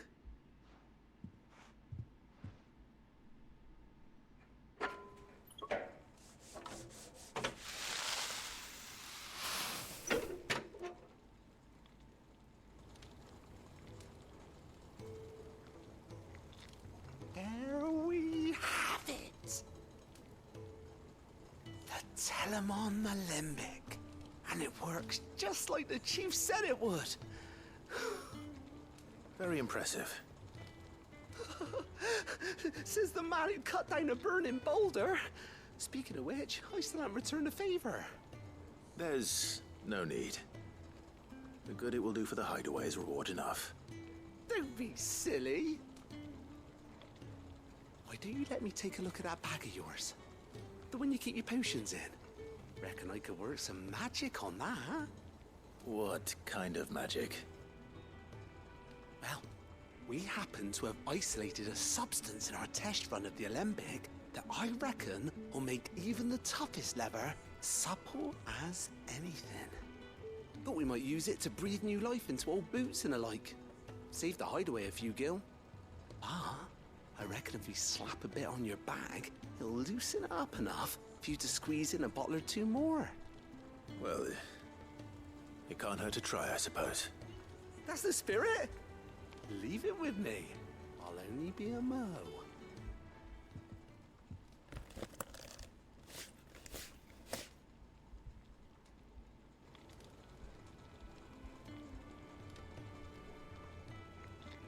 Well, what do you reckon? It certainly feels more flexible. Right? Told you. Thank you. I think. No. Thank you for supporting Mid and the rest of us in our endeavors. Without you, we'd never have been able to discover wonders like that stuff I rubbed on your bag. And I'm telling you, there's plenty more where that came from.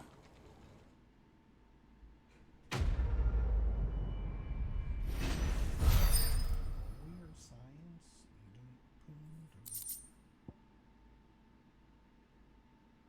Oh, let's go. Increased. This is a dub. Inventory increase. Let's go, baby.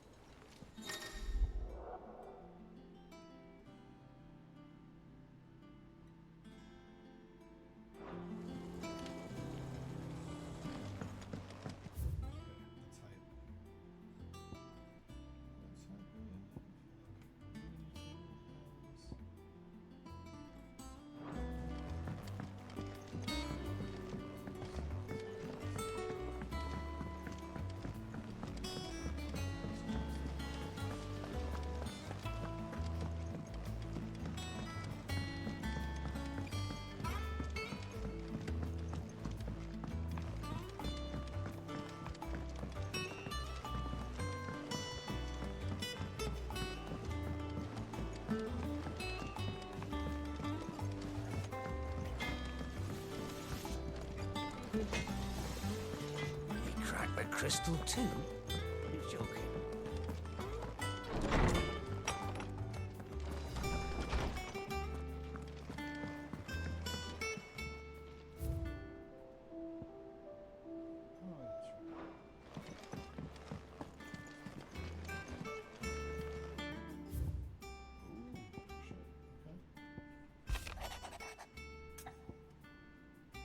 Thumbing through the hideaway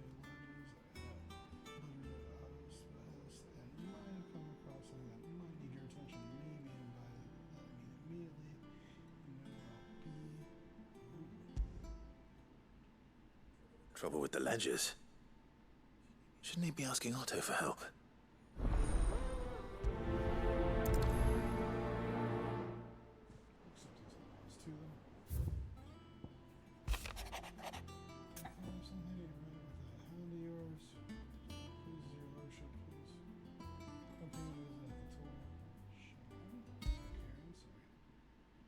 What could be wrong with Torgor?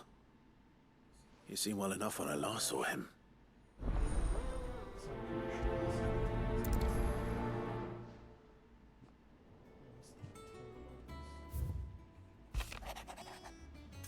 Blackthorn shoots your help dragging Blackthorn out of the dumps the other day. The thing is, I reckon he's gonna get himself back in, judging by the droop of his jaws lately. So I'm thinking maybe if it weren't just the leather that was on his mind, maybe there's other demons jamming their pitchforks into his private stash. I know you're a busy bloke, but the next time you find yourself free, maybe we can go and ask the other bastard what's got him so hot and bothered. Assuming it ain't just a flash. Okay. Hopefully it's nothing. But I should speak to Blackthorn just in case.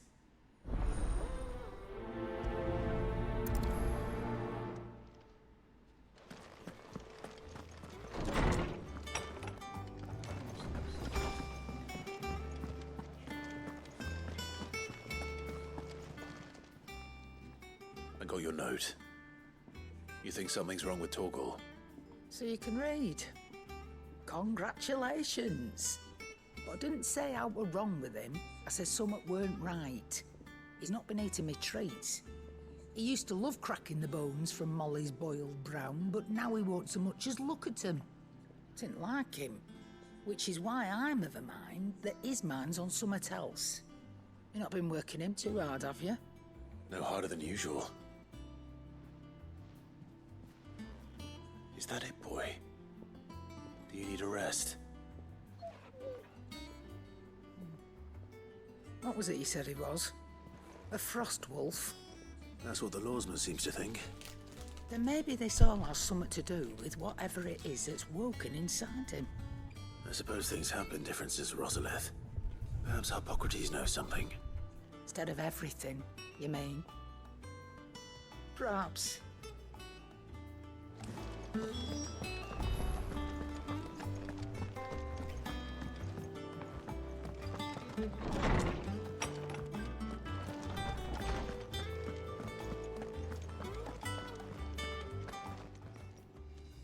Lawsman, I need to ask you about Torgor.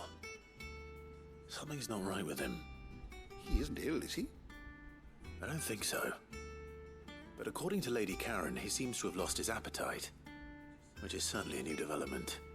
She says he's hardly been touching his bones of late, and she believes it may have something to do with what happened at Rosalith Castle. I rather think she might be right, though not about his appetite. All canids are instinctively inclined to crack open bones for the rich marrow that resides within, and I see no reason why a frost wolf should be any different. Accordingly, I suspect it is not a lack of appetite that afflicts Torgor, but a surfeit of it. If we assume that his newfound magics require additional nourishment to sustain, it may well be that the bones Lady Karen is accustomed to providing are no longer sufficient. Frost wolves, after all, habitually prey upon far larger animals, whose bones may yield altogether different nutrients. As to where one might find a suitable substitute, some antelopes that graze the meadows of eastern Rosaria have been known to grow to a size more than double that of their lesser cousins. I don't recall ever seeing any that large. And little wonder. The oldest and largest such creatures rarely leave the safety of the highlands for fear of predators. The last elder antelope sighting I recall hearing about took place near Cressida, and that was long before the village was abandoned. Even so, it seems like a good place to start. Good hunting, Clive.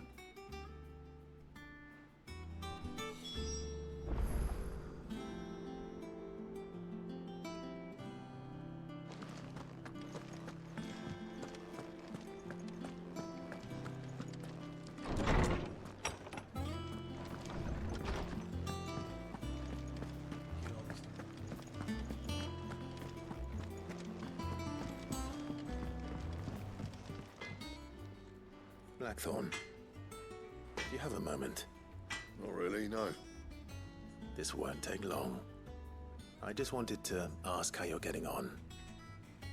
August was worried about you, and you might still be doubting your craft, even after learning the trick of that cuirass. Is there something else weighing on your mind? Perhaps sharing your thoughts might help. That bastard's like a dog with a bone. Still, you've got a keen eye, I'll give him that. He's just, well, Karen showed me something. Something I've never seen before. And that was? A sword. An odd-looking thing with a single-edged blade. The metal itself wasn't anything to write home about, but fuck me, the edge on it. You could slice a man clean in two with a weapon like that, and he'd be halfway home before he even realized he'd been cut. So that's what's troubling you? No. Not troubling me exactly. More distracting. Can't stop thinking, how do you get an edge that sharp? It's driving me mad. And if you knew how to do it, we could arm the curse breakers with even better blades. That's about the size of it, yeah. I'll see what I can find out. Sharper swords are always welcome, and we can't have our master blacksmith being distracted. You're a soft touch, you know that. But I can't say I'm not grateful for it. Good luck, eh? Thank you. Let's see what Karen knows about this sword.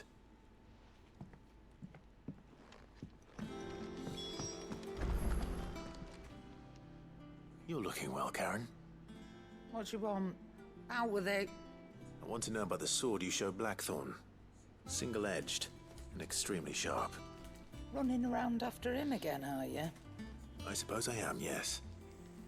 But I need to help him find out how to work an edge like that. It's driving him to distraction. Little wonder, I suppose. There's not many like that make it as far as the twins, and those that do go straight into private collections. Which made it nice and easy finding a buyer. Can you tell me who bought it? Where is it now? You think I tell people who my clients are? Suppose you're not likely to go nicking him off me, are you now? Fine. If you stop mooning at me like that. Lord Ignac's the man you want. Dalmecian bloke. Collects weapons and the like. And he's got more money than sense, which is why he's one of my favourite clients. Reckon he'll still be at the inn in Dalamil, where I left him. Thank you, Karen. Oh, and he's a touch eccentric, if you take my meaning. I appreciate the warning.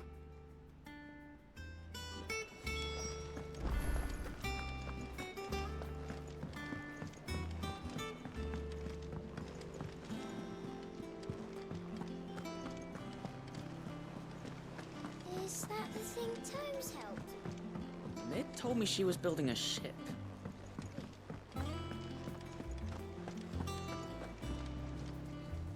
Clive, did you get my letter? That's why I'm here. Shh. Otto won't be listening. Is this better? A little. Listen, I've some bad news. It turns out the hideaway may be slightly behind in its payment to certain lenders, and it's maybe my fault. But I swear to the goddess, I thought I had the numbers square. Sadly, that square turned out to be more of a circle.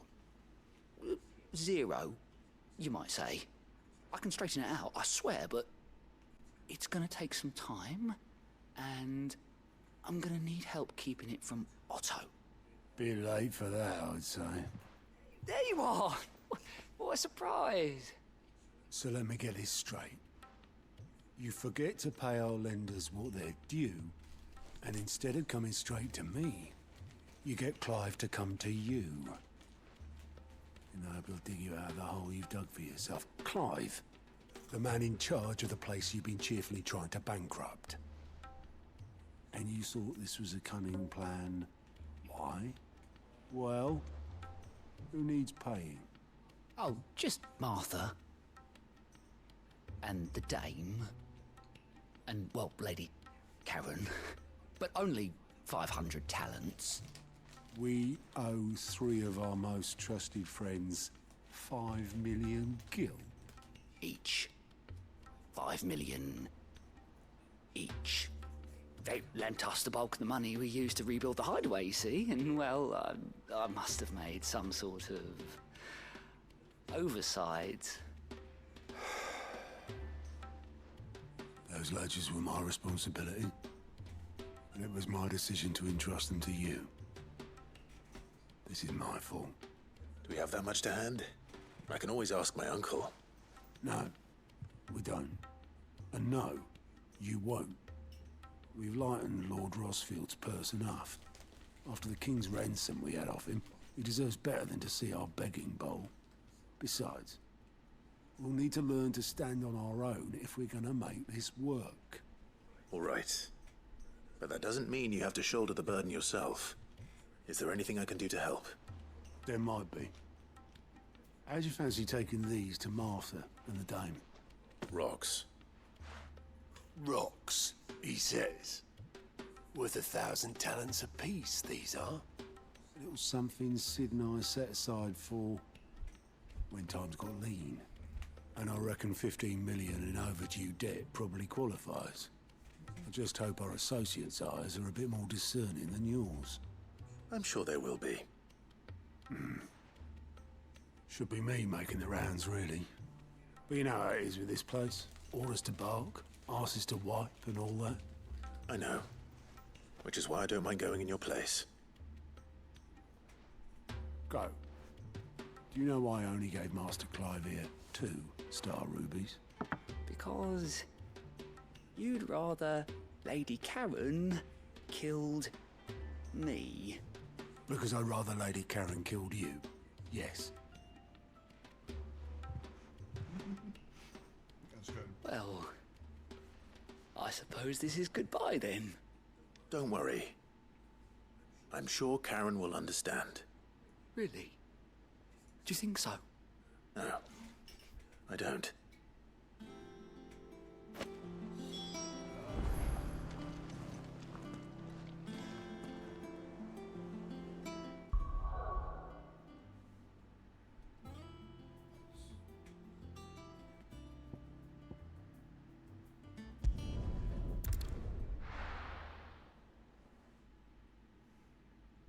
Had some good writing right there.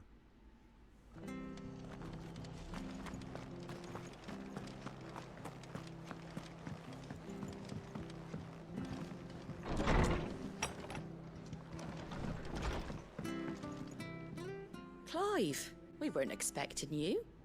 I wasn't expecting to be here, but it seems we still owe you a considerable amount of coin for your help with our rebuilding efforts. And though I doubt it's what you were expecting, we were hoping you'd take this as payment.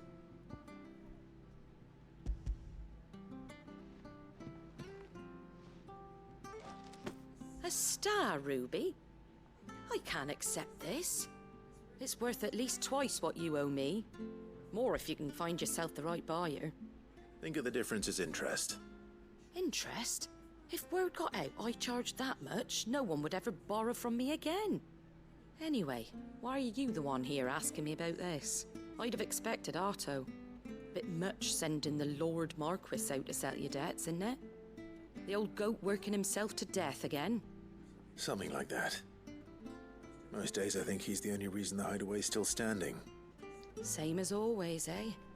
Back when the place was nothing but a twinkle in the eye of a recently retired Lord Commander, word is he was the first one Sid reached out to. Probably knew that without his strong arm and level head, the idea would never get off the ground. Sid may have been the face of the hideaway, but Otto's always been the backbone. And when Sid passed away, we were all worried that would be the end of it. That Otto would just give up. His death was hard on everyone. But it must have hit Otto hardest of all. But he didn't give up, did he? Quite the opposite, in fact. If I recall, he was the one who nominated you as Sid's replacement, and rallied the rest around you. I reckon what he saw in Sid, he saw in you too. And don't we all? Doesn't hurt that you're half as stubborn and twice as handsome, neither. That, and you keep good company. I suppose I do.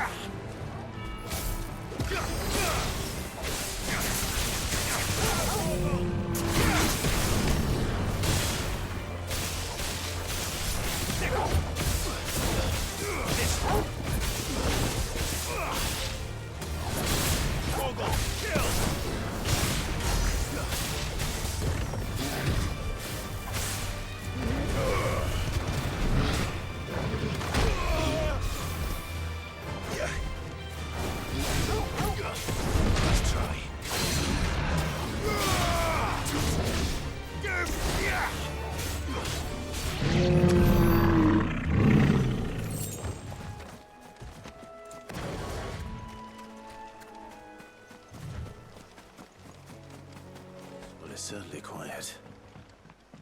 If I were a giant antelope, it would seem like just the place. I doubt we'll find one bigger than that. Hungry, Torgal?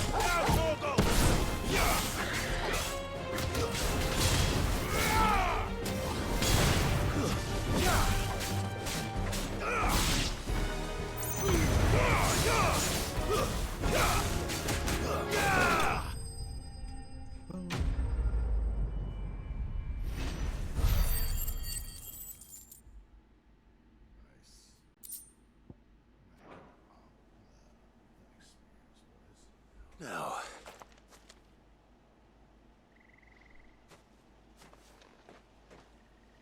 will it be enough, I wonder?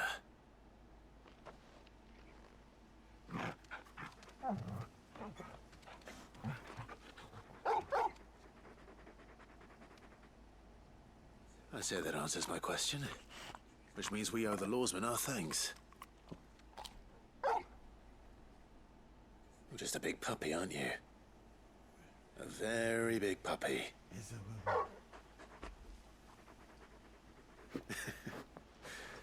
You do know you can take that with you, Torgal. Lady Karen will be relieved to hear you've got your appetite back. Come on, boy.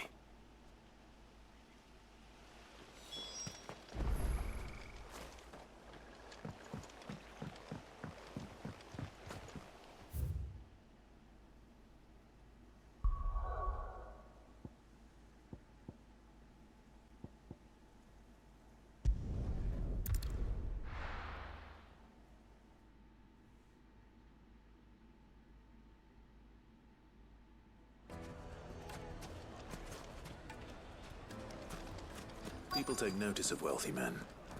Shouldn't be too hard to track down Karen's collector. The same Drake's Fang is gone. The whole Mother Crystal gone.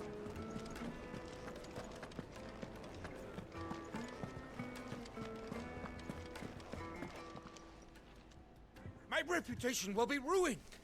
Ruined! Calm yourself, Lord Ignac, I beg of you, before you do yourself a mischief. Pardon the intrusion, but... Out! Get out!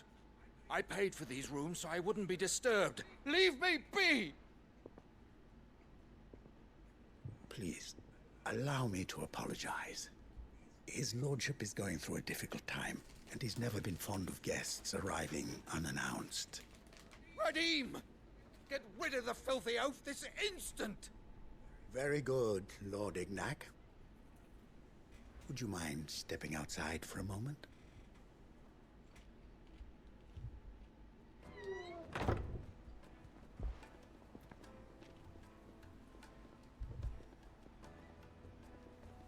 I'm sorry if I've caused you any trouble. That? Oh, no. That's just how his lordship is. Though the morning's events have left him somewhat fractious. He has been dispossessed of his luggage, you see. The thieves also made away with a considerable amount of coin. Coin the innkeeper will soon be keen to collect. I don't suppose a certain blade was among the stolen items. A single-edged sword. It was purchased from a merchant friend of mine. Ah, you know Lady Karen. Yes, I'm afraid it was. Then I'll retrieve Lord Ignac's luggage. But I have one condition. You have but to state it. You are welcome to anything that is within my power to grant. I want an audience with Lord Ignac. A few minutes should be enough. Then I'll be on my way. A condition I would be a fool to refuse. Of course, you shall have your audience. I don't suppose you saw where the thieves went? I did not, no. Though some discreet inquiries made on his lordship's behalf mean that I know where you might find them. The bandit's bed. Every ill-gotten coin in Dalamil is said to pass through that disreputable corner of the Valcroy. And that's where I'm heading. I shall speak to Lord Ignac in your absence, and arrange for an audience upon your triumphant return. That will be very kind of you. Farewell, and best of luck.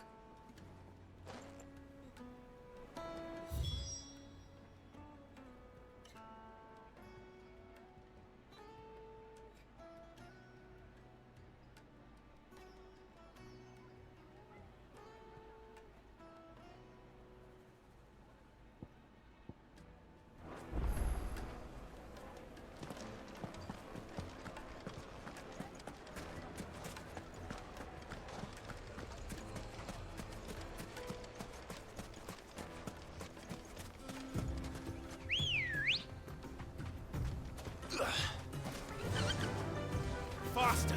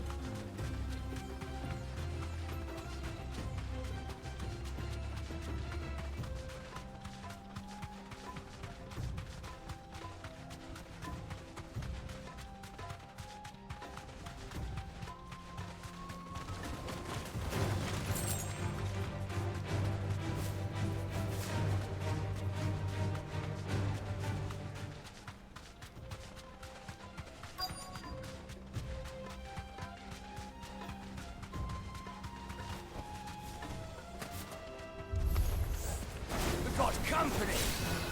Come on, lads, let's tear the bastard's head off!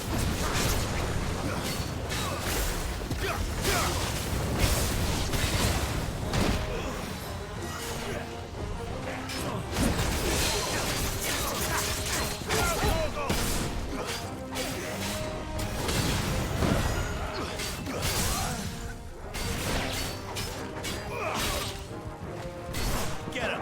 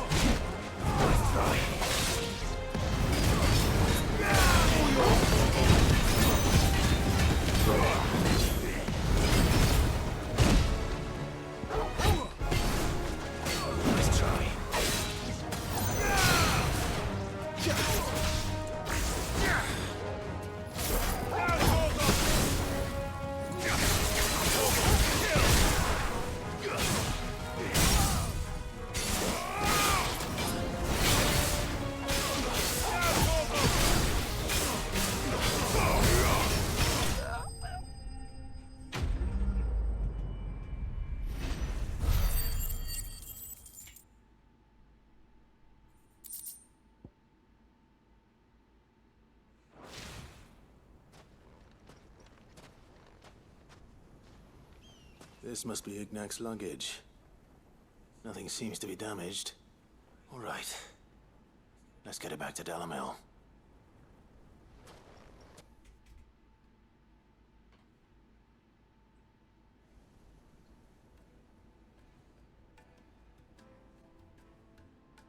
I hear I have you to thank for the return of my effects.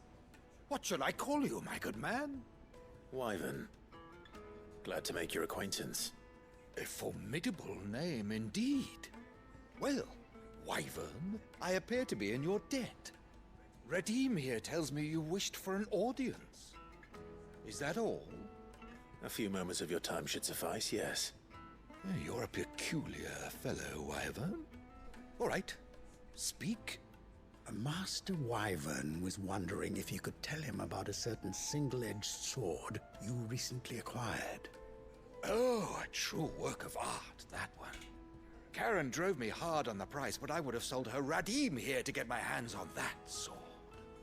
It was made in the Outer Isles, far beyond the Twins, and is used exclusively by the practitioners of a unique school of swordsmanship.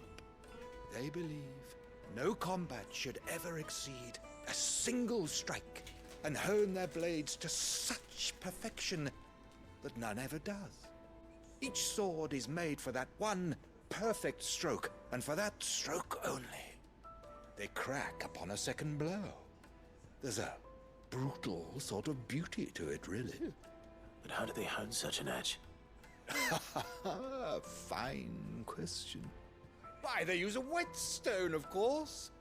Whetstones, rather. A whole array of them, ranging from the coarse to the fine. 10,000 licks with the sharpening stone, then 10,000 more. But it is the final stone which lends the blade its legendary sharpness. A mineral quite foreign to this great realm of ours. And that is the key. The secret ingredient. Wyvern, it occurs to me that my little lecture is hardly equal to services rendered. Take this, together with my regards. The very stone of which I spoke, far rarer among collectors than even the blade itself, and a far more fitting payment. Thank you. Pardon the intrusion, my lordship. However, it is long past time we prepared ourselves to depart. So it is. I am locked in bitter competition with a rival collector of curiosities. I am one step ahead of the unscrupulous scoundrel, but he is hard at my heels. Are there many other collectors out there? Too many to count, but only one do I consider my nemesis. Lord Byron Rosfield. And is a perennial thorn in my side. I can imagine. Farewell, Wyvern. May our paths cross again. Radim, we mustn't dawdle.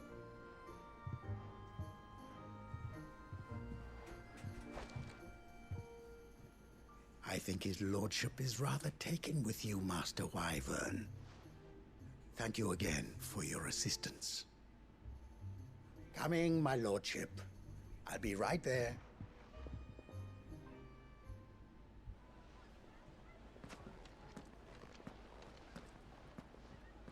Trust Uncle Byron to find such an interesting rival. Now, let's see what Blackthorn makes of this whetstone, shall we?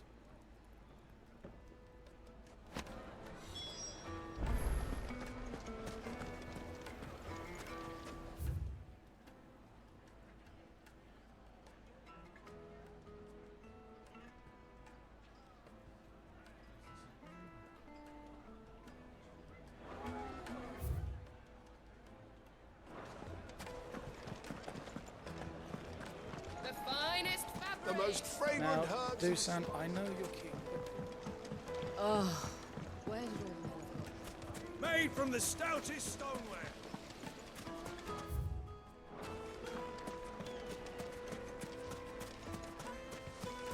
No, I'm telling you, it's gone.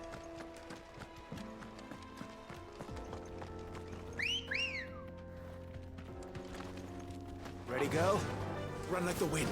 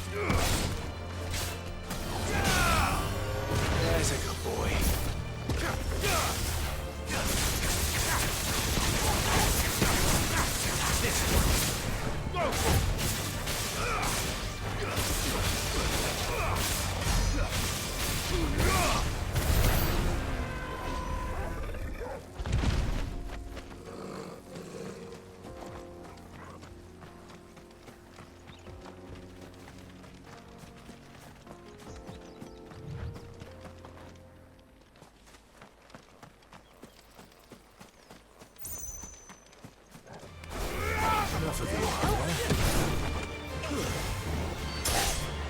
All yours, Thor!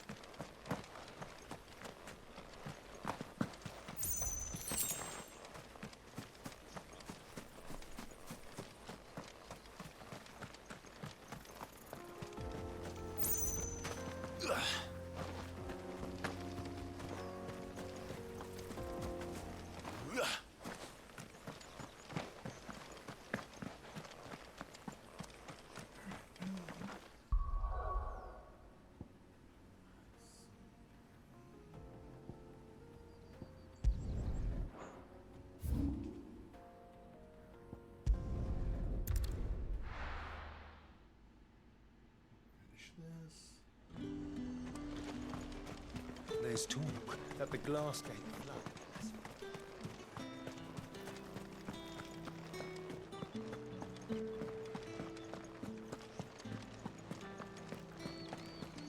Did you hear? The gates to heaven. I want to see you again. What am I going to do without sweet water and oil of talc?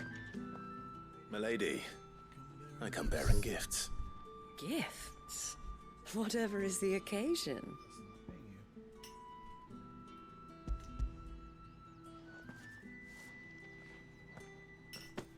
Oh my.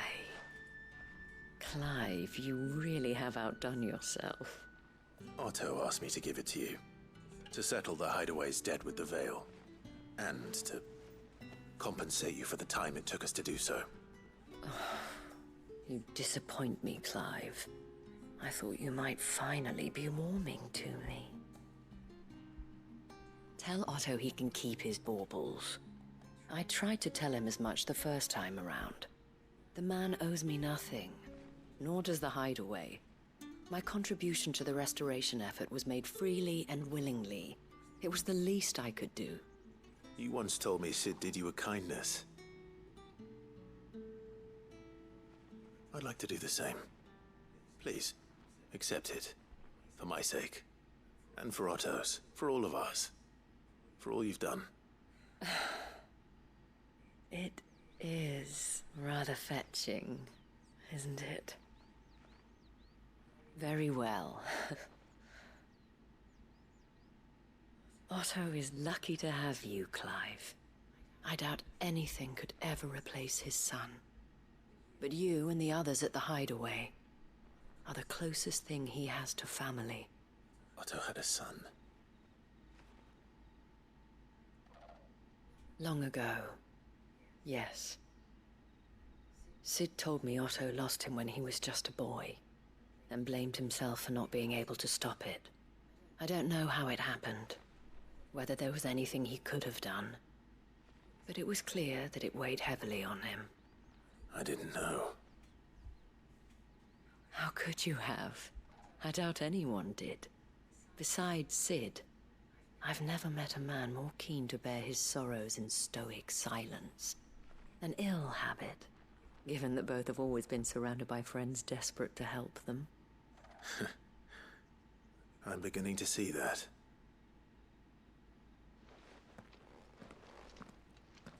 Go will want to know the stones were delivered. If he's still with us.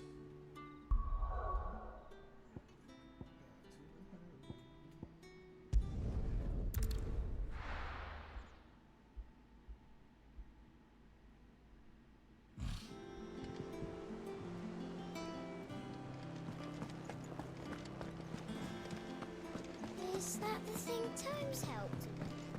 Mid told me she was building a ship.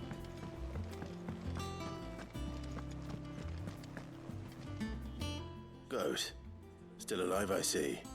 So Lady Karen accepted the ruby. Ah, about that. I tried my best, but she was just too stubborn to take it. She threw it right back in my face, in fact, and told me I could stick my stupid stone where the sun don't shine. Karen refused payment. I hope it wasn't something I said. I'm sure you were as tactful as ever. Let me see what I can do. Oh, wonderful. I hope you have better luck than I did.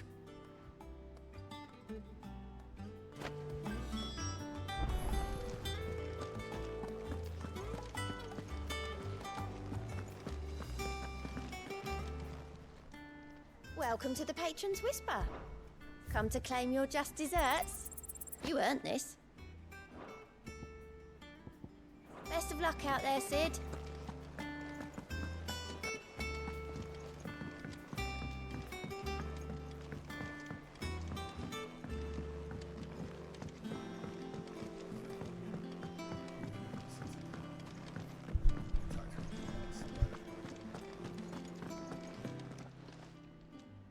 Lady Karen, Goad tells me you weren't happy with our offer. Would you prefer the debt was repaid in coin? What debt? I don't recall lending any of you lot me hard-earned gil. I may have tossed a talent or two in the Hideaway's coffers, but those were donations, and you can hardly call it charity if you go asking for it back. Of course not. But one good turn deserves another. And our circumstances have changed. Surely you wouldn't shun the gratitude of a pauper who happened to have become a prince. Oh, so you're a prince now, are you? Fine. But I'm selling it and taking what I'm owed, then you're getting the rest whether you like it or not.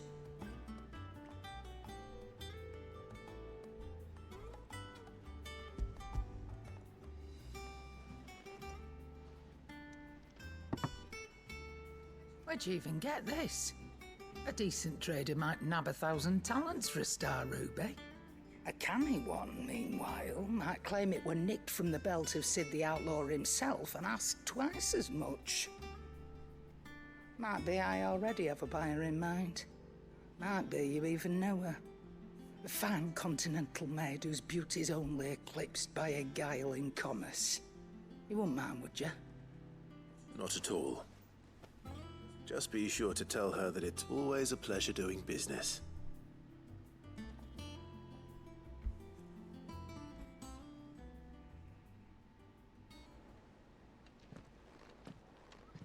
I hear you ended up delivering all 3 stones. Thanks to this lump. I sometimes wonder what I pay you for. Speaking of which, I still haven't been paid last month's wages. Oh, so you remember what's owed to you then? Get your ass behind that disc of yours and don't get up before those ledgers are square.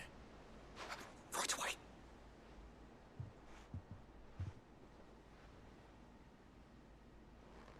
I've seen that before. You have, yeah. Plenty of times. It was the only goblet Sid ever used. Either out of habit, or because the filthy sod couldn't be bothered to find a clean one. I knew so little about him. Like most people. Martha and the Dame both seem to have fond memories of him. I bet they do. How long did you know Sid before he... Before he died.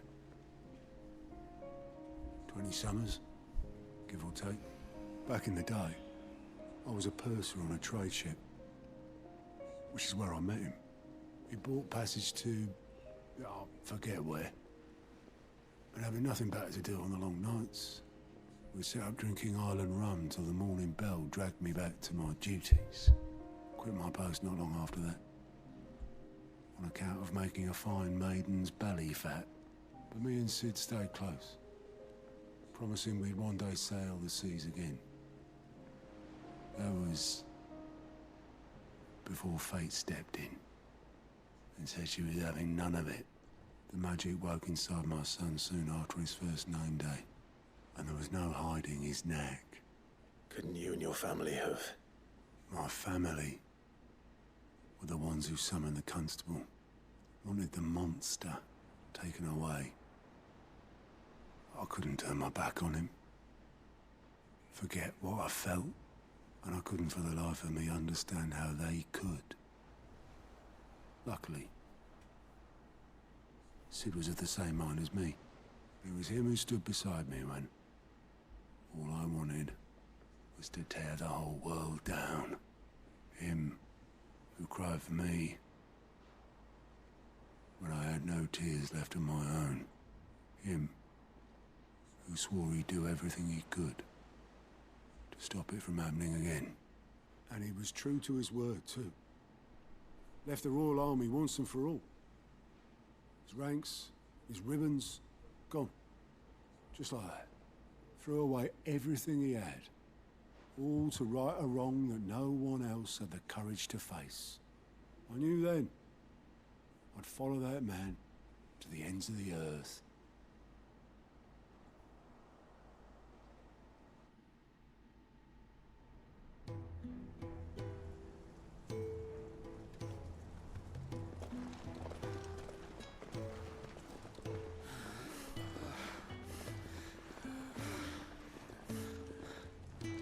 He was always too clever for his own good, was Sid. Saw the world for what it really was, while the rest of us were content to go along with the lie we were shown. And it can't have been easy, bearing that burden alone.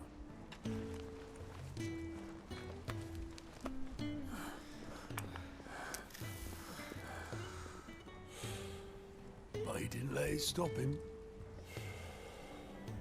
He never lost faith in what he believed was right.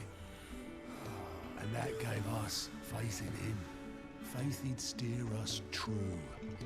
So I swore to myself that I'd always be right behind him, ready to catch the stubborn sod, if ever he should fall.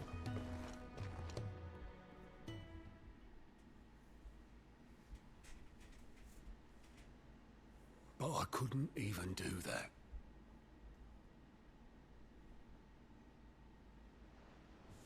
Ignore me. Just the ramblings of a tired old man. Leave that lot. I'll tidy it up in a bit.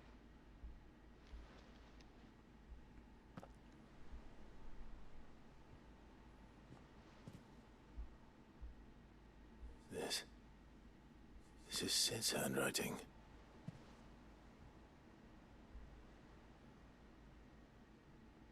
Dear Otto. I may be drunk, but I wanted you to know this place would be fucked without you. Love you, you grumpy old sod.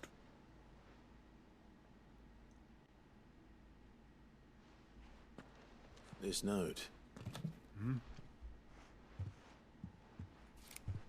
What about it?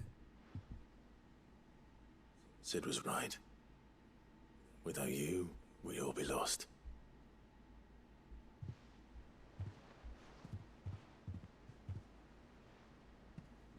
He should have bloody well said so then. Just once. Before he went. But then, why would he? Him, or anyone? I'd only have told him to piss off.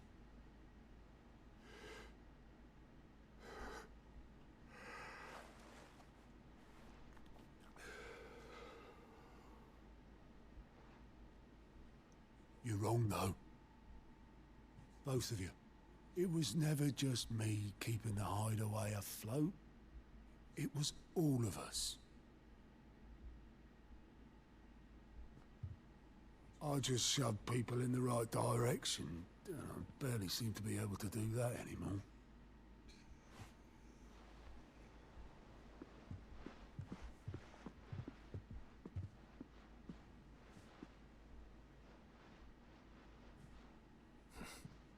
Would you rather go at the helm? Well, maybe I've got a few more years left in me. I'm going to hold you to that, Otto. Before you go, Sid would have wanted you to have this. But that's... This'll do me just fine.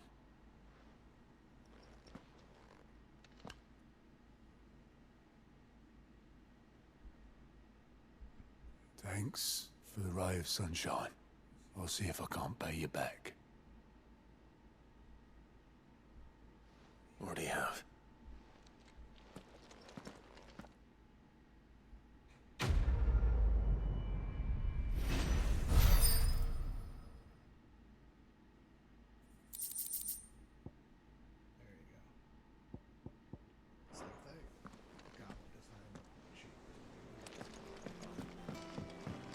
Mid told me she was building a ship. Is that the thing Tomes helped to build?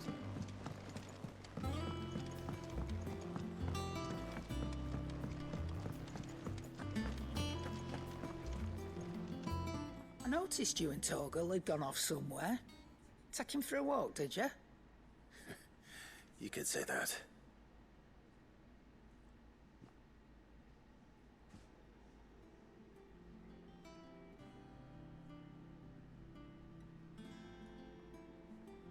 So, Molly's leftovers weren't good enough, eh? That'll teach me for treating you like you're still a pup. All right, no need to shout. Now we know what you're after, I can see about getting some in. Speaking of which, I brought one for later. Can I leave it with you?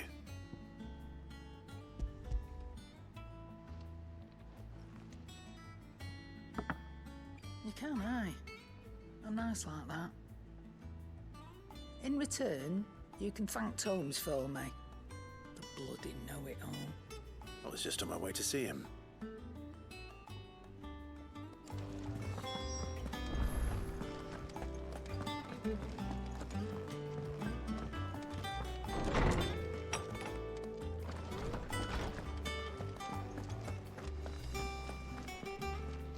Ah, Clive. Were you able to locate your quarry? We were indeed, Lawsman. You pointed us in exactly the right direction. And Torgal's been a very happy hound ever since. Very good, very good. Lady Karen sends her thanks, by the way, for your part in solving the mystery. Ah. But that reminds me. After your last visit, I found myself pondering Torgal's talents. Do you recall our conversation concerning Lady Jill's role in Torgal's transformation? About how she somehow woke the power within him. Precisely that. A reasonable conclusion, I thought. But one which raised certain questions in my mind. You see, the Fenrir of legend served Shiva and Shiva alone. And while the powers attributed to him are certainly impressive, the records imply they are somewhat different in nature to those you described Torgal as having used. What are you suggesting? That Torgal may be the beneficiary of more than one Icon's power. Consider that in addition to Lady Jill, he has served as a loyal companion to you, your brother, and even the late Cid. In short, the Icons hitherto near at hand, or should I say at paw, have been diverse and plenty, and that number has only grown as the realm's dominance have fallen to your sword. One can but speculate as to how all of this has affected Torgal. He has seemed more fierce of late. And if I am not mistaken, he will grow fiercer still. We are fortunate indeed to be able to count him amongst our allies and not our adversaries. Oh, he's more than an ally. He's a friend.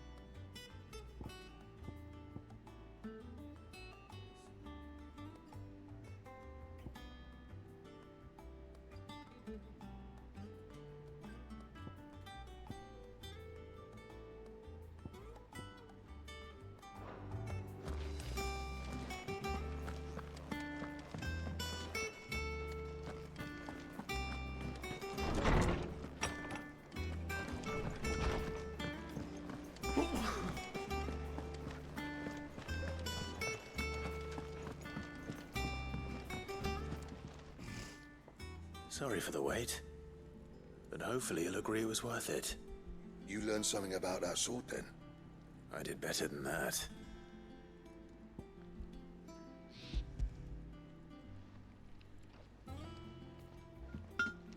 A whetstone? Yes, but not one you'll find anywhere in Valisthea.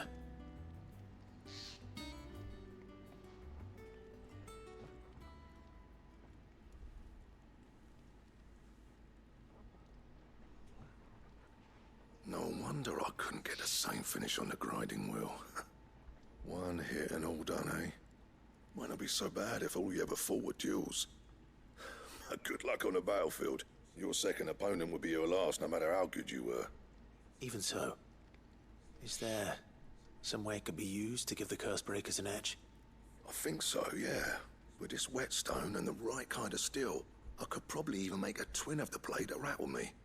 But there'd be no replacing this little rock once I worn it down to a sliver. I reckon we get a dozen swords from it, if that. Swords that the curse breakers wouldn't know how to wield properly, and that would see them through a single fire piece. Nah, no point trying to copy that thing. Be about as much use as a wax anvil. But finishing our blades with a whetstone this fine, now that's something to consider. And what's finer than fallen masonry, eh? Or more hard-wearing, for that matter. Just imagine it. Good Valisthian steel with an edge as sharp as any found in the Outer Isles. I won't make a copy, nah. I'll make something much better. I'm sure the curse breakers will be delighted. Just don't push yourself too hard. Don't you worry about me, sunshine. I've been working day and night since I was half your age, and I'll still be here when you're long gone. Hey, thanks, Clive. I mean it. I owe you one. August too. It's good to know someone's looking out for me. He'll be happy to hear you said that. And I'll see that my debt to you's paid. First new blade I make's got your name on it.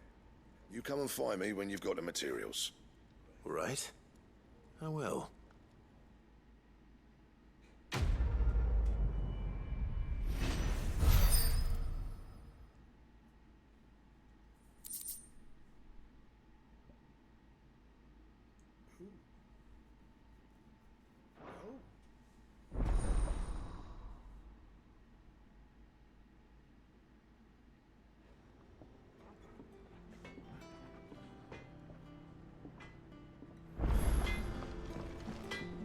Clive?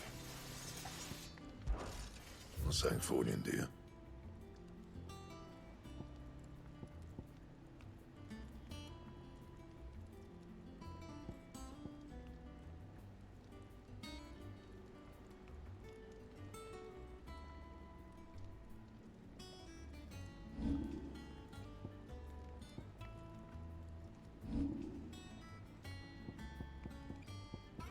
That it?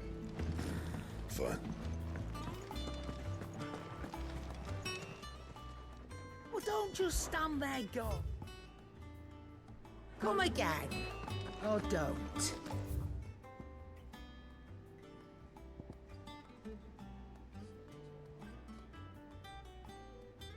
Not much bothered either way.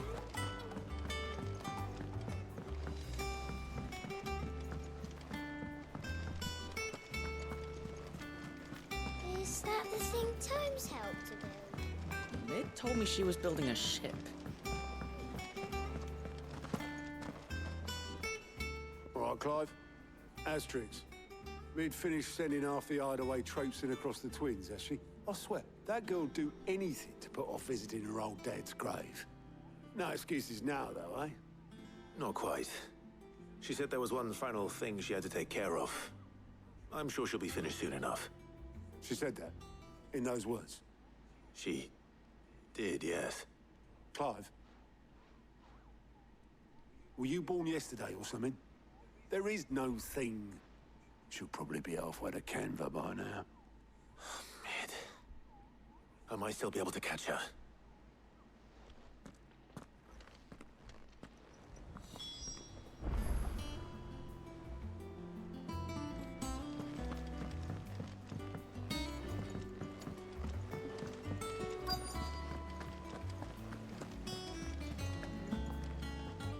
Obelith, have you seen Mid? Yep. In a boat, going that way. Then I'm too late. You in a hurry and all, are you? Oh, I offered to take her across, but she wouldn't wait. Just paid for a dinghy and rowed off. Oars going like the clappers. Got some life in her, ain't she? But anyway, I was on my way up to see you, as it happens. Got a letter for you. Urgent, by the sound of it. One of your uncle's men said I was to hand it to you in person, post-bleeding haste. And you're here now. Thank you, Obelith. Don't mention it. tidings, Uncle.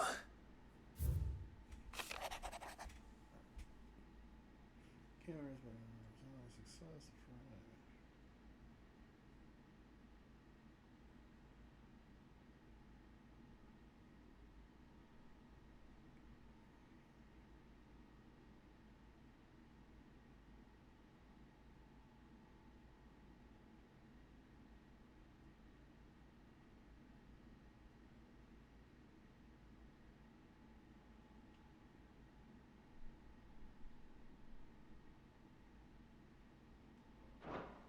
Trouble in Canva. Well, I'll need someone to keep an eye on Mid.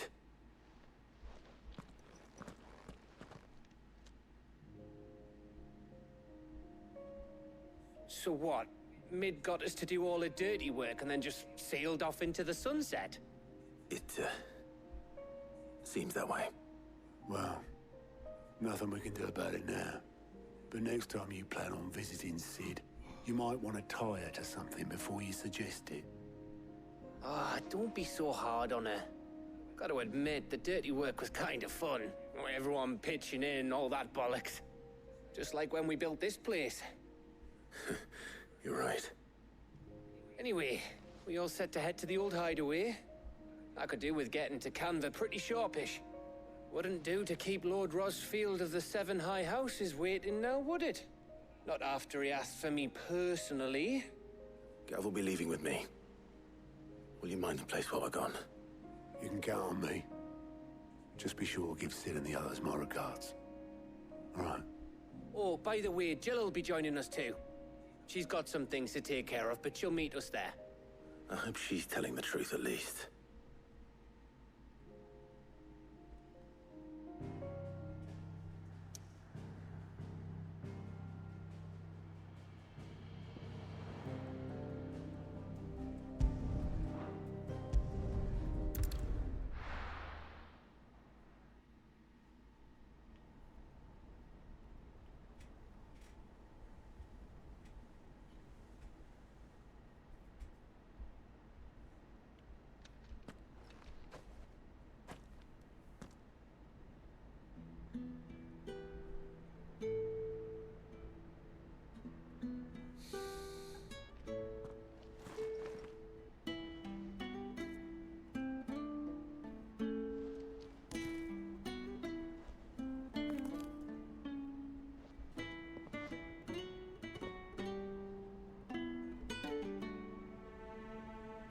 Well, Sid,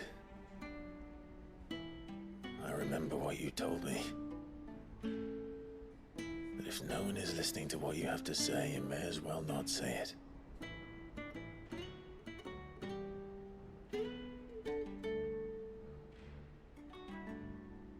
But I will say this, old friend. Hugo Kuka is gone. His shadow looms over us no longer. It's a pity the Phoenix can't be in two places at once. If he'd have been with us, maybe he could have done something for the lost. Not even the Phoenix can bring people back from the dead. Life has a beginning and an end. So we must live while we have the chance. And not as slaves to the crystals, but as free men. May we join you?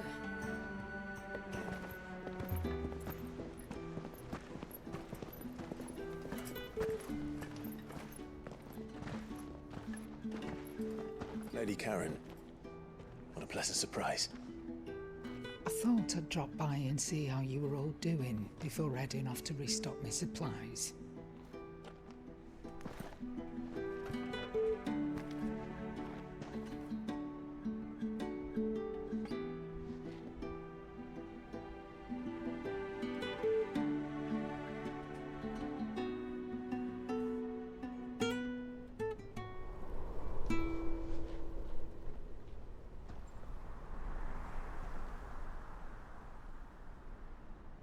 It Wasn't the most scenic view back then, but it were never as bad as this.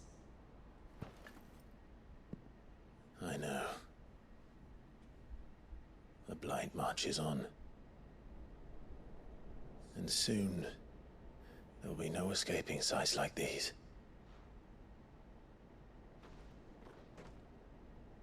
So our mission remains unchanged. We cannot stop until every Mother Crystal is gone, and their thirst for ether with them. The only one that remains in Storm is Drake's tail in the Crystalline Dominion. Our next target. We're going to Twinside. It's the capital of the Empire these days. I wouldn't like to think how tightly guarded they've got the place. Not that that'll stop you, but we do well to scout it out before you go charging in. We would indeed. If you're off to the Dominion, you can take this great lump with you. Goods. Oh, I am sorry. Have you forgotten you're the most wanted man in the Twins? I thought you might like to disguise yourselves as the attendants of a travelling trader, assuming you've no better ideas. You wanted to buy yourself some tools, didn't you? Well, now's your chance. You're letting me go? With them? Oh, thanks, Nan! Stop that! You'll break me bones, you great galoot!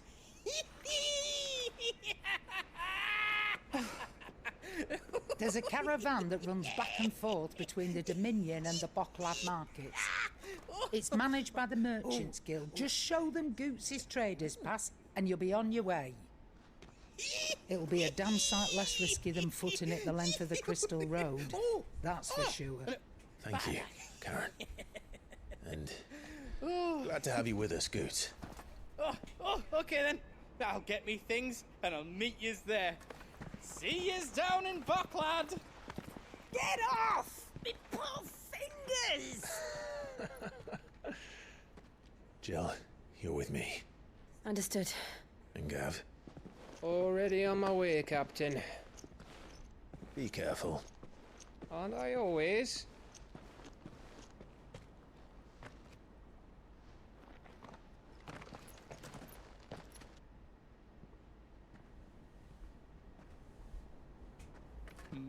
Do you see that, Sid? Your protege's making a proper little outlaw of himself.